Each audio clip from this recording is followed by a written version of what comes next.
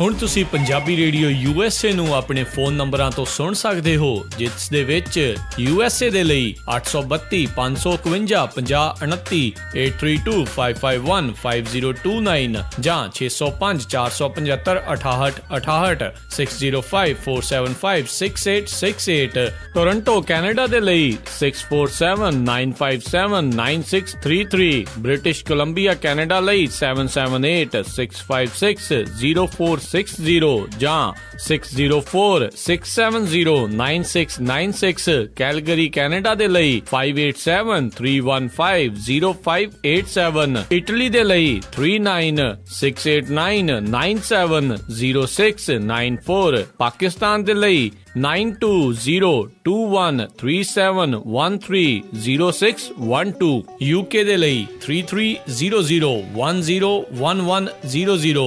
3300101100, Germany ਦੇ ਲਈ 51180904041511 80904041, France ਦੇ ਲਈ 3318014255, 33180142 ਆਸਟ੍ਰੇਲੀਆ ਦੇ ਲਈ 612080805601, 612080805601। ਹੁਣ ਤੁਸੀਂ ਆਪਣੇ ਦੇਸ਼ਾਂ ਦੇ ਵਿੱਚੋਂ ਇਹਨਾਂ ਨੰਬਰਾਂ ਦੇ ਉੱਤੇ ਕਾਲ ਕਰਕੇ ਪੰਜਾਬੀ ਰੇਡੀਓ USA ਨੂੰ ਲਾਈਵ ਸੁਣ ਸਕਦੇ ਹੋ। ਇਸ ਦੇ ਨਾਲ ਹੀ ਤੁਸੀਂ ਖਬਰਾਂ, ਖਬਰ ਤੇ ਨਜ਼ਰ, ਸਿਹਤ ਸੰਭਾਲ ਦਾ ਪ੍ਰੋਗਰਾਮ, ਨਾਨ ਸਟਾਪ ਪੰਜਾਬੀ ਗੀਤ, ਗੁਰਬਾਣੀ ਰੇਡੀਓ, ਸ਼੍ਰੀ ਦਰਬਾਰ ਸਾਹਿਬ ਜੀ ਦੇ ਹੁਕਮਨਾਮਾ ਸਾਹਿਬ ਦੀ ਵਿਆਖਿਆ ਪੰਜਾਬੀ ਅਤੇ ਅੰਗਰੇਜ਼ੀ ਦੇ ਵਿੱਚ, ਵੱਖ-ਵੱਖ ਗੁਰੂ ਘਰਾਂ ਦਾ ਸਿੱਧਾ ਪ੍ਰਸਾਰਣ, ਇਹ ਸਾਰਾ ਕੁਝ ਇਹਨਾਂ ਨੰਬਰਾਂ ਤੇ ਡਾਇਲ ਕਰਕੇ ਸੁਣ ਸਕਦੇ ਹੋ, ਜਾਂ ਸਾਡੀ ਵੈਬਸਾਈਟ www.punjabiradiousa.com ਤੇ ਵੀ ਸੁਣ ਸਕਦੇ ਹੋ। ਸੁਣਦੇ ਰਹੋ Punjabi radio USA। Punjabi radio USA ਸੁਣ ਰਹੇ ਸਾਰੇ ਹੀ ਮਾਣਯੋਗ ਅਤੇ ਸਤਿਕਾਰਤ ਸਰੋਤਿਆਂ ਨੂੰ ਪੰਜਾਬੀ ਰੇਡੀਓ USA ਦੀ ਟੀਮ ਅਤੇ ਮੇਰੇ ਰਾਜਕਨਵੀਰ ਸਿੰਘ ਵੱਲੋਂ ਆਪ ਜੀ ਨੂੰ ਬਹੁਤ ਪਿਆਰ ਸਤਿਕਾਰ ਸਹਿਤ ਦੋਨੋਂ ਹੱਥ ਜੋੜ ਕੇ ਨਿੱਘੀ ਜਿਹੀ ਸਤਿ ਸ੍ਰੀ ਅਕਾਲ। ਸਭ ਨੂੰ ਜੀਆਂ ਨੂੰ ਆਖਦੇ ਹਾਂ। ਸਰੋਤਿਓ, ਪ੍ਰੋਗਰਾਮ ਖਬਰ ਤੇ ਨਜ਼ਰ ਲੈ ਕੇ ਹਾਜ਼ਰ ਹੋ ਚੁੱਕੇ ਹਾਂ। ਪ੍ਰੋਗਰਾਮ ਖਬਰ ਤੇ ਨਜ਼ਰ ਦੇ ਵਿੱਚ ਅੱਜ ਦੇ ਦਿਨ ਸਾਡੇ ਨਾਲ ਜੁੜਦੇ ਨੇ ਬਲਤੇਜ ਪੰਨੂ ਜੀ। ਬਲਤੇਜ ਪੰਨੂ ਜੀ ਹੁਣਾਂ ਦੇ ਨਾਲ ਆਪਾਂ ਪੰਜਾਬ ਭਾਰਤ ਦੀਆਂ ਜਿਹੜੀਆਂ ਸਿਆਸੀ ਮਾਹੌਲ ਆ, ਸਮਾਜਿਕ ਮਾਹੌਲ ਆ, ਜਿਹੜੀਆਂ ਮੇਨ ਖਬਰਾਂ ਉਹਨਾਂ ਦੀ ਡੂੰਘਾਈ ਤੱਕ ਜਾਣ ਦੀ ਆਪਾਂ ਕੋਸ਼ਿਸ਼ ਕਰਦੇ ਹਾਂ। ਸਾਡੇ ਨਾਲ ਜੁੜ ਚੁੱਕੇ ਨੇ ਇਸ ਟਾਈਮ ਪਟਿਆਲਾ ਸਟੂਡੀਓਜ਼ ਤੋਂ ਬਲਤੇਜ ਪੰਨੂ ਜੀ। ਜੀ ਆਇਆਂ ਨੂੰ, ਸਤਿ ਸ਼੍ਰੀ ਅਕਾਲ ਜੀ। ਸਤਿ ਸ਼੍ਰੀ ਅਕਾਲ ਜੀ, ਧੰਨਵਾਦ ਜੀ, ਬਹੁਤ ਮਿਹਰਬਾਨੀ। ਸਾਡੇ ਅੱਜ ਦੇ ਪ੍ਰੋਗਰਾਮ ਖਬਰ ਤੇ ਨਜ਼ਰ ਉਸ ਨੂੰ ਸਪਾਂਸਰ ਕਰਦੇ ਨੇ ਖਾਲਸਾ ਇੰਸ਼ੋਰੈਂਸ ਏਜੰਸੀ ਵਾਲੇ, ਜਿਨ੍ਹਾਂ ਦੇ ਕੋਲੋਂ ਤੁਸੀਂ ਹਰ ਤਰ੍ਹਾਂ ਦੇ ਇੰਸ਼ੋਰੈਂਸ ਕਰਵਾ ਸਕਦੇ ਹੋ। ਉਹਨਾਂ ਦਾ ਫੋਨ ਨੰਬਰ 4082722500, 4082722500। ਇਸ ਦੇ ਨਾਲ ਨਾਲ ਗੁਰਦੀਪ ਸਿੰਘ ਵਿਰਦੀ, ਗੁਰਜੀਤ ਸਿੰਘ ਝਾਮਪੁਰ, ਸਤਨਾਮ ਸਿੰਘ ਸ਼ੇਰਗਿੱਲ, ਹਰਕੇਵਲ ਸਿੰਘ, ਰਵਿੰਦਰ ਕੌਰ ਅਟਵਾਲ, ਅਸੀਂ ਇਹਨਾਂ ਸਾਰਿਆਂ ਦਾ ਧੰਨਵਾਦ ਕਰਦੇ ਹਾਂ। ਜੇ ਤੁਸੀਂ ਵੀ ਜਾਂ ਕੋਈ ਹੋਰ ਪ੍ਰੋਗਰਾਮ ਇਸ ਪ੍ਰੋਗਰਾਮ ਨੂੰ ਸਪਾਂਸਰ ਕਰਨਾ ਚਾਹੁੰਦੇ ਹੋ ਤਾਂ ਤੁਸੀਂ ਕਾਲ ਕਰ ਸਕਦੇ ਹੋ ਨੰਬਰ 4087227698 ਦੇ ਉੱਤੇ। ਤੇ ਬਲਤੇਜ ਪੰਨੂ ਜੀ, ਆਪਣੀ ਗੱਲਬਾਤ ਦਾ ਸਿਲਸਿਲਾ ਸ਼ੁਰੂ ਕਰਦੇ ਹਾਂ। ਪੰਜਾਬ ਮੰਤਰੀ ਮੰਡਲ ਨੇ ਕੁਛ ਨਵੇਂ ਜਿਹੜੇ ਫੈਸਲੇ ਲਏ ਆ, ਕੀ ਹੈਗੇ ਜੀ ਇਹ ਫੈਸਲੇ? ਇਹ ਅਹਿਮ ਜਿਹੜੀ ਮੰਤਰੀ ਮੰਡਲ ਦੀ ਮੀਟਿੰਗ ਹੋਈ ਹੈ ਜੀ, ਔਰ ਇਹਦੇ ਵਿੱਚ ਜਿਹੜਾ ਜੀ ਇੱਕ ਤਾਂ ਬਜਟ ਜਿਹੜਾ ਜੀ ਉਹ ਪੇਸ਼ ਹੋਊਗਾ 20 ਮਾਰਚ ਨੂੰ। ਜਿਹੜੇ ਛੋਟੇ ਵਪਾਰੀ ਨੇ ਉਹਨਾਂ ਦਾ ਟੈਕਸ ਥੋੜਾ ਘਟਾਇਆ ਗਿਆ। ਈ ਟ੍ਰਿਪ ਤੋਂ ਛੋਟ ਜਿਹੜੀ ਦਿੱਤੀ ਗਈ ਹੈ। ਨਿਗਮ ਦੀ ਹੱਦ ਤੋਂ ਬਾਹਰ ਜਿਹੜੀਆਂ ਅਧਿਕਾਰਤ ਜਿਹੜੀਆਂ ਕਾਲੋਨੀਜ਼ ਨੇ ਉਹਨਾਂ ਦੀਆਂ ਕੰਪਾਊਂਡ ਪਾਲਿਸੀ ਨੂੰ ਹਰੀ ਝੰਡੀ ਦਿੱਤੀ ਗਈ ਹੈ। ਪ੍ਰਾਈਵੇਟ ਸਕੂਲਾਂ ਦੇ ਅਧਿਆਪਕ ਜਿਹੜੇ ਨੇ ਉਹਨਾਂ ਦੀ ਘੱਟੋ ਘੱਟ ਤਨਖਾਹ ਜਿਹੜੀ ਆ ਉਹ ਕਾਨੂੰਨ ਦੇ ਦਾਇਰੇ ਦੇ ਵਿੱਚ ਜਿਹੜੀ ਉਹ ਆਊਗੀ। ਪੰਜਾਬ ਮੰਤਰੀ ਮੰਡਲ ਨੇ ਲੋਹਾ, ਸਟੀਲ, ਕੁਦਰਤੀ ਗੈਸ ਤੇ ਵੈਟ ਵਧਾਤਾ ਜੀ। ਵਿਧਾਨ ਸਭਾ ਦਾ ਬਜਟ ਇਜਲਾਸ 12 ਤੋਂ 25 ਮਾਰਚ ਤੱਕ ਜਿਹੜਾ ਉਹ ਸੱਦਿਆ ਜਾਊਗਾ, ਔਰ 20 ਮਾਰਚ ਨੂੰ ਪੰਜਾਬ ਦਾ ਬਜਟ ਜਿਹੜਾ ਜੀ ਪੰਜਾਬ ਦੇ ਖਾਲੀ ਖਜ਼ਾਨਾ ਮੰਤਰੀ ਜਿਹੜੇ ਉਹ ਪੇਸ਼ ਕਰਨਗੇ। ਮੁੱਖ ਮੰਤਰੀ ਪ੍ਰਕਾਸ਼ ਸਿੰਘ ਬਾਦਲ ਹੋਰਾਂ ਦੀ ਅਗਵਾਈ ਦੇ ਵਿੱਚ ਇਹ ਜਿਹੜੀ ਇਹਦੀ ਹੋਈ ਸੀ ਮੀਟਿੰਗ, ਔਰ ਇਹ ਦੱਸਿਆ ਗਿਆ ਜੀ ਕਿ ਸੈਸ਼ਨ ਜਿਹੜਾ 12 ਮਾਰਚ ਨੂੰ ਦੁਪਹਿਰੇ 2 ਵਜੇ ਸ਼ੁਰੂ ਹੋਊਗਾ ਔਰ 20 ਮਾਰਚ ਨੂੰ ਜਿਹੜਾ ਜੀ ਉਹ ਬਜਟ ਪੇਸ਼ ਕੀਤਾ ਜਾਊਗਾ। ਇਹਦੇ ਨਾਲ ਜਿਹੜਾ ਵੈਟ ਵੱਧ ਗਿਆ ਜੀ, ਜਿਹਦੇ ਨਾਲ ਲੋਹੇ ਤੇ ਸਟੀਲ ਦੀ ਇੰਡਸਟਰੀ ਜਿਹੜੀ ਆ ਪਹਿਲਾਂ ਹੀ ਤਬਾਹੀ ਦੇ ਕੰਢੇ ਦੇ ਉੱਤੇ ਜਿਹੜੀ ਖੜੀ ਆ ਪੰਜਾਬ ਦੀ, ਉਹਨੂੰ ਇੱਕ ਹੋਰ ਝਟਕਾ ਹੋਊਗਾ ਜੀ ਮੇਰਾ ਖਿਆਲ ਪੰਜਾਬ ਦੇ ਵਿੱਚੋਂ ਕੱਢਣ ਦੇ ਵਾਸਤੇ ਕਿ ਤੁਸੀਂ ਇੱਥੇ ਕੀ ਕਰ ਰਹੇ ਹੋ, ਦੂਜੇ ਸੂਬਿਆਂ 'ਚ ਜਾਓ। ਜੀ ਜੀ ਜੀ ਬਿਲਕੁਲ। ਤੇ ਆਪਾਂ ਜਿਹੜੀ ਅਗਲੀ ਗੱਲ ਕਰਦੇ ਹਾਂ, ਆਮ ਆਦਮੀ ਪਾਰਟੀ ਦਾ ਜਿਹੜਾ ਰੇੜਕਾ ਇਸ ਟਾਈਮ ਕਾਫੀ ਸਾਰੇ ਮੀਡੀਆ ਦੇ ਵਿੱਚ ਵੀ ਬਹੁਤ ਜ਼ਿਆਦਾ ਲਗਾਤਾਰ ਆ ਰਿਹਾ ਆ। ਜੋਗਿੰਦਰ ਯਾਦਵ ਤੇ ਜਿਹੜੇ ਭਾਰਤ ਭੂਸ਼ਣ ਉਹਨਾਂ ਨੂੰ ਲੈ ਕੇ ਜਿਹੜੀ ਉਹਨਾਂ ਦੀ ਮੀਟਿੰਗ ਵੀ ਕੱਲ ਹੋਈ, ਤਾਂ ਉਸ ਦੇ ਵਿੱਚ ਇਹ ਚੀਜ਼ ਸਾਹਮਣੇ ਆਈ ਵੀ ਉਹਨਾਂ ਨੂੰ PAC ਦੇ ਵਿੱਚੋਂ ਬਾਹਰ ਕਰ ਦਿੱਤਾ ਗਿਆ? ਜੀ ਜਿਹੜੇ ਪੋਲੀਟੀਕਲ ਅਫੇਅਰ ਕਮੇਟੀ ਹੈ ਜੀ, ਉਹਦੇ ਵਿੱਚੋਂ ਯੋਗਿੰਦਰ ਯਾਦਵ ਤੇ ਪ੍ਰਸ਼ਾਂਤ ਭੂਸ਼ਣ, ਇਹਨਾਂ ਦੋਨਾਂ ਨੂੰ ਜਿਹੜਾ ਜੀ ਸਾਈਡ ਲਾਈਨ ਜਿਹੜਾ ਉਹ ਕਰ ਦਿੱਤਾ ਗਿਆ। ਪਹਿਲਾਂ ਹੀ ਇਸ ਗੱਲ ਦੀ ਉਮੀਦ ਸੀਗੀ, ਪਰ ਜਿਵੇਂ ਕਿਹਾ ਜਾ ਰਿਹਾ ਸੀਗਾ ਕਿ ਉਹਨਾਂ ਨੂੰ ਪਾਰਟੀ ਚੋਂ ਕੱਢਿਆ ਜਾ ਰਿਹਾ, ਏਦਾਂ ਦਾ ਕੁਝ ਨਹੀਂ ਹੋਇਆ। ਉਹਨਾਂ ਨੂੰ ਪਾਰਟੀ ਚੋਂ ਨਹੀਂ ਕੱਢਿਆ ਗਿਆ, ਪਰ ਇਹ ਜਿਹੜੀ ਸਟਰੋਂਗ ਬੋਡੀ ਹੈ ਜਿਹੜੀ PAC, ਉਹਦੇ ਵਿੱਚੋਂ ਪਾਸੇ ਜਿਹੜਾ ਜੀ ਉਹ ਕੀਤਾ ਗਿਆ। ਜਿਹੜਾ ਦੋਨਾਂ ਦਾ ਰਿਐਕਸ਼ਨ ਆ ਉਹਦੇ ਉੱਤੇ ਉਹ ਬੜਾ ਨੋਰਮਲ ਤੇ ਨਰਮੀ ਵਾਲਾ ਉਹ ਹੈ। ਉਹ ਦੋਨਾਂ ਨੇ ਇਹ ਗੱਲ ਕਹੀ ਹੈ ਕਿ ਜੋ ਮੈਜੋਰਿਟੀ ਦੇ ਨਾਲ ਫੈਸਲਾ ਕੀਤਾ ਗਿਆ ਉਹ ਮਨਜ਼ੂਰ ਹੈ ਸਾਨੂੰ। ਵੈਸੇ ਇਹ ਵੀ ਹੈ ਕਿ ਇੱਥੇ ਭਾਰਤ ਦੀ ਰਾਜਨੀਤੀ ਦੇ ਵਿੱਚ ਇਹ ਇਸ ਪੱਖੋਂ ਥੋੜ੍ਹੀ ਜਿਹੀ ਨਿਵੇਕਲੀ ਗੱਲ ਹੈ ਕਿ ਵੋਟਿੰਗ ਦੇ ਰਾਹੀਂ ਜਿਹੜਾ ਫੈਸਲਾ ਉਹ ਲਿਆ ਗਿਆ, ਨਹੀਂ ਤਾਂ ਅਦਰਵਾਈਜ਼ ਤਾਂ ਡਿਕਟੇਟਰਸ਼ਿਪ ਹੀ ਜਿਹੜੀ ਆ ਉਹ ਠੋਕਦੀ ਹੈ ਫੈਸਲੇ, ਆਪਣੇ ਠੋਸਦੀ ਹੈ। ਇਹਨੂੰ ਕੱਢਤਾ, ਇਹਨੂੰ ਜਿਹੜਾ ਜੀ ਉਹ ਰੱਖ ਲਿਆ। 8 ਵੋਟਾਂ ਜਿਹੜੀਆਂ ਸੀਗੀਆਂ ਉਹਨਾਂ ਦੇ ਹੱਕ ਦੇ ਵਿੱਚ ਪਈਆਂ, ਜਦੋਂ ਕਿ 11 ਵੋਟਾਂ ਜਿਹੜੀਆਂ ਸੀਗੀਆਂ ਉਹਨਾਂ ਦੇ ਵਿਰੋਧ ਦੇ ਵਿੱਚ ਪਈਆਂ। 2 ਜਿਹੜੇ ਸਨ ਜੀ ਉਹ ਵੋਟਿੰਗ ਦੇ ਮੌਕੇ ਦੇ ਉੱਤੇ ਹਾਜ਼ਰ ਨਹੀਂ ਸਨ। ਅਰਵਿੰਦ ਕੇਜਰੀਵਾਲ ਹੋਰੀ ਇਸ ਮੌਕੇ ਦੇ ਉੱਤੇ ਹਾਜ਼ਰ ਹੀ ਨਹੀਂ ਸਨ, ਕਿਉਂਕਿ ਉਹ ਆਪਣਾ ਨੈਚੁਰਲਪੈਥੀ ਦੇ ਨਾਲ ਇਲਾਜ ਕਰਾਉਣ ਦੇ ਵਾਸਤੇ ਬੈਂਗਲੁਰੂ ਚਲੇ ਗਏ ਨੇ, ਔਰ ਅਗਲੇ 10 ਦਿਨ ਦੇ ਵਾਸਤੇ ਉਹਨਾਂ ਦਾ ਇਲਾਜ ਜਿਹੜਾ ਜੀ ਉੱਥੇ ਚੱਲ ਰਿਹਾ। ਜਿਨ੍ਹਾਂ ਦੀ ਸ਼ੂਗਰ ਜਿਹੜੀ ਹੈ ਜੀ ਉਹ ਬਹੁਤ ਵਧੀ ਹੋਈ ਆ, ਔਰ ਜਿਹੜੀ ਖੰਘ ਹੈ ਉਹਦੇ ਉੱਤੇ ਕੰਟਰੋਲ ਜਿਹੜਾ ਉਹ ਨਹੀਂ ਹੋ ਰਿਹਾ। ਸੋ ਉੱਥੇ 10 ਦਿਨ ਉਹਨਾਂ ਦਾ ਜਿਹੜਾ ਜੀ ਇਲਾਜ ਹੋ। ਇਹਨੂੰ ਲੈ ਕੇ ਵੈਸੇ ਜਿੰਨੀਆਂ ਰੌਲਾ ਰੱਪਾ ਸੀਗਾ ਜੀ, ਹਾਲ ਦੀ ਘੜੀ ਤਾਂ ਉਹ ਹੋ ਗਿਆ ਜੀ ਸ਼ਾਂਤ ਇਸ ਫੈਸਲੇ ਤੋਂ ਬਾਅਦ। ਵੱਖੋ ਵੱਖਰੇ ਇਹਦੇ ਉੱਤੇ ਵਿਚਾਰ ਜਿਹੜੇ ਨੇ ਉਹ ਆ ਰਹੇ ਨੇ, ਜਿੱਥੇ ਕੁਝ ਲੋਕ ਇਹ ਕਹਿ ਰਹੇ ਨੇ ਕਿ ਜਿਹੜੇ ਯੋਗਿੰਦਰ ਯਾਦਵ ਹੋਰੀ ਨੇ, ਖਾਸ ਤੌਰ ਤੇ ਪ੍ਰਸ਼ਾਂਤ ਭੂਸ਼ਣ ਹੋਰਾਂ ਦਾ ਤਾਂ ਪਤਾ ਹੀ ਹੈ ਜੀ ਕਿ ਕਿਸ ਤਰ੍ਹਾਂ ਤੇ ਉਹਨਾਂ ਦੀ ਥੋੜੀ ਸੁਰ ਜਿਹੜੀ ਆ ਉਹ ਵੱਖਰੀ ਰਹਿੰਦੀ ਆ। ਯੋਗਿੰਦਰ ਯਾਦਵ ਹੋਰੀ ਠੰਡੇ ਸੁਭਾਅ ਦੇ ਨੇ, ਪਰ ਇਹ ਕਿਹਾ ਗਿਆ ਜੀ ਕਿ ਡਿਊਰਿੰਗ ਦਿੱਲੀ ਦੀ ਇਲੈਕਸ਼ਨ ਇਹਨਾਂ ਦੋਨਾਂ ਨੇ ਅੰਦਰ ਖਾਤੇ ਜਿਹੜਾ ਜੀ ਉਹ ਪਾਰਟੀ ਦਾ ਨੁਕਸਾਨ ਕਰਨ ਦੀ ਕੋਸ਼ਿਸ਼ ਜਿਹੜੀ ਸੀ ਉਹ ਕੀਤੀ, ਜਿਹਦੇ ਵਾਸਤੇ ਸੂਨਰ ਔਰ ਲੇਟਰ ਪਾਰਟੀ ਨੂੰ ਇਸ ਤਰ੍ਹਾਂ ਦਾ ਫੈਸਲਾ ਲੈਣਾ ਹੀ ਪੈਣਾ ਸੀਗਾ ਤਾਂ ਕਿ ਡਿਸਿਪਲਿਨ ਜਿਹੜਾ ਜੀ ਉਹ ਬਰਕਰਾਰ ਰੱਖਿਆ ਜਾ ਸਕੇ। ਇਹ ਵੀ ਕਿਹਾ ਜਾ ਰਿਹਾ ਜੀ ਕਿ ਯੋਗਿੰਦਰ ਯਾਦਵ ਹੋਰਾਂ ਨੂੰ ਮਹਾਰਾਸ਼ਟਰ ਦੀ ਜ਼ਿੰਮੇਵਾਰੀ ਸੌਂਪੀ ਜਾ ਸਕਦੀ ਹੈ, ਜਾਂ ਉਹਨਾਂ ਨੂੰ ਜਿਹੜਾ ਜੀ ਕਿਸਾਨ ਮੋਰਚਾ ਜਿਹੜਾ ਬਣਾਉਣਾ ਪਾਰਟੀ ਨੇ ਉਹਦੇ ਮੁਖੀ ਲਾਇਆ ਜਾ ਸਕਦਾ। ਉਹਦੇ ਪ੍ਰਸ਼ਾਂਤ ਭੂਸ਼ਣ ਉਹਨਾਂ ਨੂੰ ਜਿਹੜਾ ਕਾਨੂੰਨੀ ਪੱਖ ਹੈ ਉਹਦੇ ਇੰਚਾਰਜ ਜਿਹੜਾ ਲਾਇਆ ਜਾ ਸਕਦਾ ਹੈ। ਯੋਗਿੰਦਰ ਯਾਦਵ ਹੋਰਾਂ ਨੇ ਕਿਹਾ ਜੀ ਨਾ ਪਾਰਟੀ ਤੋੜਾਂਗੇ ਨਾ ਪਾਰਟੀ ਛੱਡਾਂਗੇ, ਉਹਨਾਂ ਨੇ ਇਹ ਵੀ ਕਿਹਾ ਕਿ ਸੁਧਾਰਾਂਗੇ ਤੇ ਖੁਦ ਵੀ ਸੁਧਰਾਂਗੇ। ਇਸ ਤਰ੍ਹਾਂ ਦਾ ਜਿਹੜਾ ਬਿਆਨ ਹੈ ਜੀ ਉਹ ਯੋਗਿੰਦਰ ਯਾਦਵ ਹੋਰਾਂ ਨੇ ਦਿੱਤਾ। ਉਸ ਤੋਂ ਬਾਅਦ ਜਿਹੜੀ ਸ਼ਾਇਦ ਜਿਹੋ ਜਿਹੀਆਂ ਖਬਰਾਂ ਮੀਡੀਆ ਨੂੰ ਭਾਰਤ ਦੇ ਨੂੰ ਚਾਹੀਦੀਆਂ ਸੀਗੀਆਂ ਉਹੋ ਜਿਹੀਆਂ ਉਹਨਾਂ ਨੂੰ ਮਿਲੀਆਂ ਨਹੀਂ ਸੀ। ਜੀ ਜੀ ਜੀ ਜੀ ਬਿਲਕੁਲ, ਵੀ ਜਿਸ ਦੇ ਵਿੱਚ ਵੱਧ ਤੋਂ ਵੱਧ ਜਿਹੜਾ ਉਸਨੂੰ ਛਾਲ ਕੇ ਦਿਖਾਇਆ ਜਾ ਸਕੇ। ਤੇ ਅਗਲੀ ਜਿਹੜੀ ਆਪਾਂ ਗੱਲ ਕਰਦੇ ਹਾਂ, ਹਰਿਆਣੇ ਨੇ ਇੱਕ ਅਹਿਮ ਫੈਸਲਾ ਲਿਆ ਹੈ, ਖਾਸ ਕਰਕੇ ਸ਼ਰਾਬ ਦੇ ਸੇਵਨ ਨੂੰ ਲੈ ਕੇ, ਠੇਕਿਆਂ ਨੂੰ ਲੈ ਕੇ। ਉਹਨਾਂ ਨੇ ਕਿਹਾ ਵੀ ਆਉਣ ਵਾਲੇ ਸਮੇਂ 'ਚ ਨਾ ਸ਼ਰਾਬ ਦੇ ਉੱਥੇ ਠੇਕੇ ਵਧਣਗੇ ਤੇ ਨਾ ਹੀ ਸ਼ਰਾਬ ਜਿਹੜੀ ਆ ਹੋਰ ਵਧੇਗੀ। ਕਿਸ ਤਰੀਕੇ ਨਾਲ ਦੇਖਿਆ ਜਾ ਰਿਹਾ ਜੀ ਇਸ ਨੂੰ? ਦਲੇਰੀ ਵਾਲਾ ਫੈਸਲਾ ਹੈ ਜੀ, ਕਿਉਂਕਿ ਜਿਹੜੇ ਪੰਜਾਬ ਹਰਿਆਣਾ ਨੇ ਜੀ ਉਹਨਾਂ ਦੇ ਵੱਲੋਂ ਤੁਹਾਨੂੰ ਪਤਾ ਹੀ ਹੈ ਜੀ ਇਸ ਵੇਲੇ ਸਾਰਾ ਦਾਰੋਮਦਾਰ ਹੀ ਜਿਹੜਾ ਇੱਕੋ ਚੀਜ਼ ਦੇ ਉੱਤੇ ਟਿਕਿਆ ਹੋਇਆ, ਇੱਕੋ ਹੀ ਕਮਾਊ ਪੁੱਤ ਹੈ। ਇੱਦਾਂ ਦੇ ਜਿਹੜੇ ਫੈਸਲੇ ਨੇ ਉਹ ਦਲੇਰਾਨਾ ਫੈਸਲੇ ਜੇ ਸੂਬੇ ਜਿਹੜੇ ਲੈ ਲੈਣ ਹੌਲੀ ਹੌਲੀ ਜਿਹੜਾ ਜੀ ਉਹ ਬਜਟ ਦੇ ਵਿੱਚ ਕਿਸੇ ਹੋਰ ਪਾਸੇ ਤੋਂ ਜਿਹੜਾ ਪਾਉਣਾ ਸ਼ੁਰੂ ਕਰਨ ਤਾਂ ਇਹਦੇ ਉੱਤੇ ਕੰਟਰੋਲ ਹੋ ਸਕਦਾ। ਪਰ ਪ੍ਰੋਬਲਮ ਇਹ ਹੈ ਕਿ ਹਰਿਆਣੇ ਨੇ ਤਾਂ ਸੋਚ ਲਿਆ, ਪੰਜਾਬ ਨਹੀਂ ਨਾ ਸੋਚੂਗਾ। ਹੁਣ ਪੰਜਾਬ ਕੀ ਕਰੂਗਾ ਕਿ ਜਿਵੇਂ ਹਰਿਆਣੇ ਨੇ ਆਪਣੇ ਪੈਟਰੋਲ ਪੰਪ, ਡੀਜ਼ਲ ਪੈਟਰੋਲ ਥੋੜਾ ਉੱਥੇ ਸਸਤਾ ਹੋਣ ਕਰਕੇ ਸਰਹੱਦ ਦੇ ਉੱਤੇ ਖੋਲੇ ਹੋਏ ਨੇ ਪੰਜਾਬ ਹਰਿਆਣਾ ਦੇ, ਇੱਦਾਂ ਹੀ ਹੁਣ ਠੇਕਿਆਂ ਦੀ ਗਿਣਤੀ ਜਿਹੜੀ ਪੰਜਾਬ ਹਰਿਆਣਾ ਦੇ ਨੇੜੇ ਜਿਹੜੀ ਉਹ ਵਧੂਗੀ। ਹਰਿਆਣੇ ਦੇ ਵਿੱਚ ਸ਼ਰਾਬ ਦੇ ਠੇਕਿਆਂ ਦੀ ਨਾਮੀ ਤੋਂ ਬਾਅਦ ਜਿਹੜੀ ਸ਼ਰਾਬ ਆ ਹੋਰ ਕੌੜੀ ਹੋਊਗੀ। ਸੂਬੇ ਦੇ ਵਿੱਚ ਨਾ ਤਾਂ ਸ਼ਰਾਬ ਦੇ ਠੇਕਿਆਂ ਦੀ ਗਿਣਤੀ ਵਧੂਗੀ, ਨਾ ਹੀ ਜਿਹੜੀ ਸ਼ਰਾਬ ਦੀ ਮਾਤਰਾ ਦੇ ਵਿੱਚ ਵਾਧਾ ਜਿਹੜਾ ਜੀ ਉਹ ਕੀਤਾ ਜਾਊਗਾ। ਜਿਹੜੇ ਵਿਰੋਧ ਕਰਨ ਵਾਲੇ 36 ਪਿੰਡ ਨੇ ਉਹਨਾਂ ਦੇ ਵਿੱਚ ਠੇਕੇ ਨਹੀਂ ਖੋਲੇ ਜਾਣਗੇ ਜੀ। ਨਵੀਂ ਜਿਹੜੀ ਆਬਕਾਰੀ ਨੀਤੀ ਆ ਉਹਨੂੰ ਪ੍ਰਵਾਨਗੀ ਜਿਹੜੀ ਹੈ ਜੀ ਉਹ ਦੇ ਦਿੱਤੀ ਗਈ ਆ। ਪਹਿਲਾਂ ਤੋਂ ਚੱਲ ਰਹੇ 3500 ਠੇਕੇ ਜਿਹੜੇ ਨੇ ਜੀ ਉਹ ਔਰ ਸ਼ਰਾਬ ਦੀ ਮਾਤਰਾ ਭਾਵੇਂ ਪਹਿਲੀ ਵਾਰ 9 ਕਰੋੜ ਪ੍ਰੂਫ ਲੀਟਰ ਦੇਸੀ ਤੇ 5 ਕਰੋੜ ਪ੍ਰੂਫ ਲੀਟਰ ਅੰਗਰੇਜ਼ੀ ਸ਼ਰਾਬ ਦਾ ਕੋਟਾ ਜਿਹੜਾ ਰਹੂਗਾ। ਸਾਰੇ ਠੇਕਿਆਂ ਦੀ ਨਿਲਾਮੀ ਜਿਹੜੀ ਆ ਉਹ ਈ ਟੈਂਡਰਿੰਗ ਦੇ ਰਾਹੀਂ ਜਿਹੜੀ ਆ ਉਹ ਕੀਤੀ ਜਾਊਗੀ ਔਰ ਪਾਰਦਰਸ਼ਤਾ ਦੇ ਨਾਲ ਜਿਹੜਾ ਸਾਰਾ ਢੰਗ ਹੋਊਗਾ। ਪਰ ਸਾਡੇ ਇੱਥੇ ਪੰਜਾਬ ਦੇ ਵਿੱਚ ਜਿਹੜਾ ਥੋੜਾ ਹੋਰ ਤਰ੍ਹਾਂ ਜੀ, ਇੱਥੇ ਤਾਂ ਜਿਸਕੀ ਲਾਠੀ ਉਸਕੀ ਭੈਂਸ ਵਾਲੀ ਜਿਹੜੀ ਹੈ ਜੀ ਉਹ ਗੱਲ ਹੈ। ਸਭ ਨੂੰ ਪਤਾ ਹੈ ਕਿ ਕਿਹਦਾ ਜਿਹੜਾ ਜੀ ਉਹ ਕੰਟਰੋਲ ਹੈਗਾ ਸਮੁੱਚੇ ਪੰਜਾਬ ਦੇ ਇਸ ਸ਼ਰਾਬ ਦੇ ਕਾਰੋਬਾਰ ਦੇ ਤੇ ਉਹ ਰਾਜਨੀਤਿਕ ਲੋਕ ਹੀ ਨੇ ਜੀ, ਚਾਹੇ ਉਹ ਫੈਕਟਰੀਆਂ ਨੇ ਤੇ ਚਾਹੇ ਉਹ ਠੇਕੇ ਨੇ।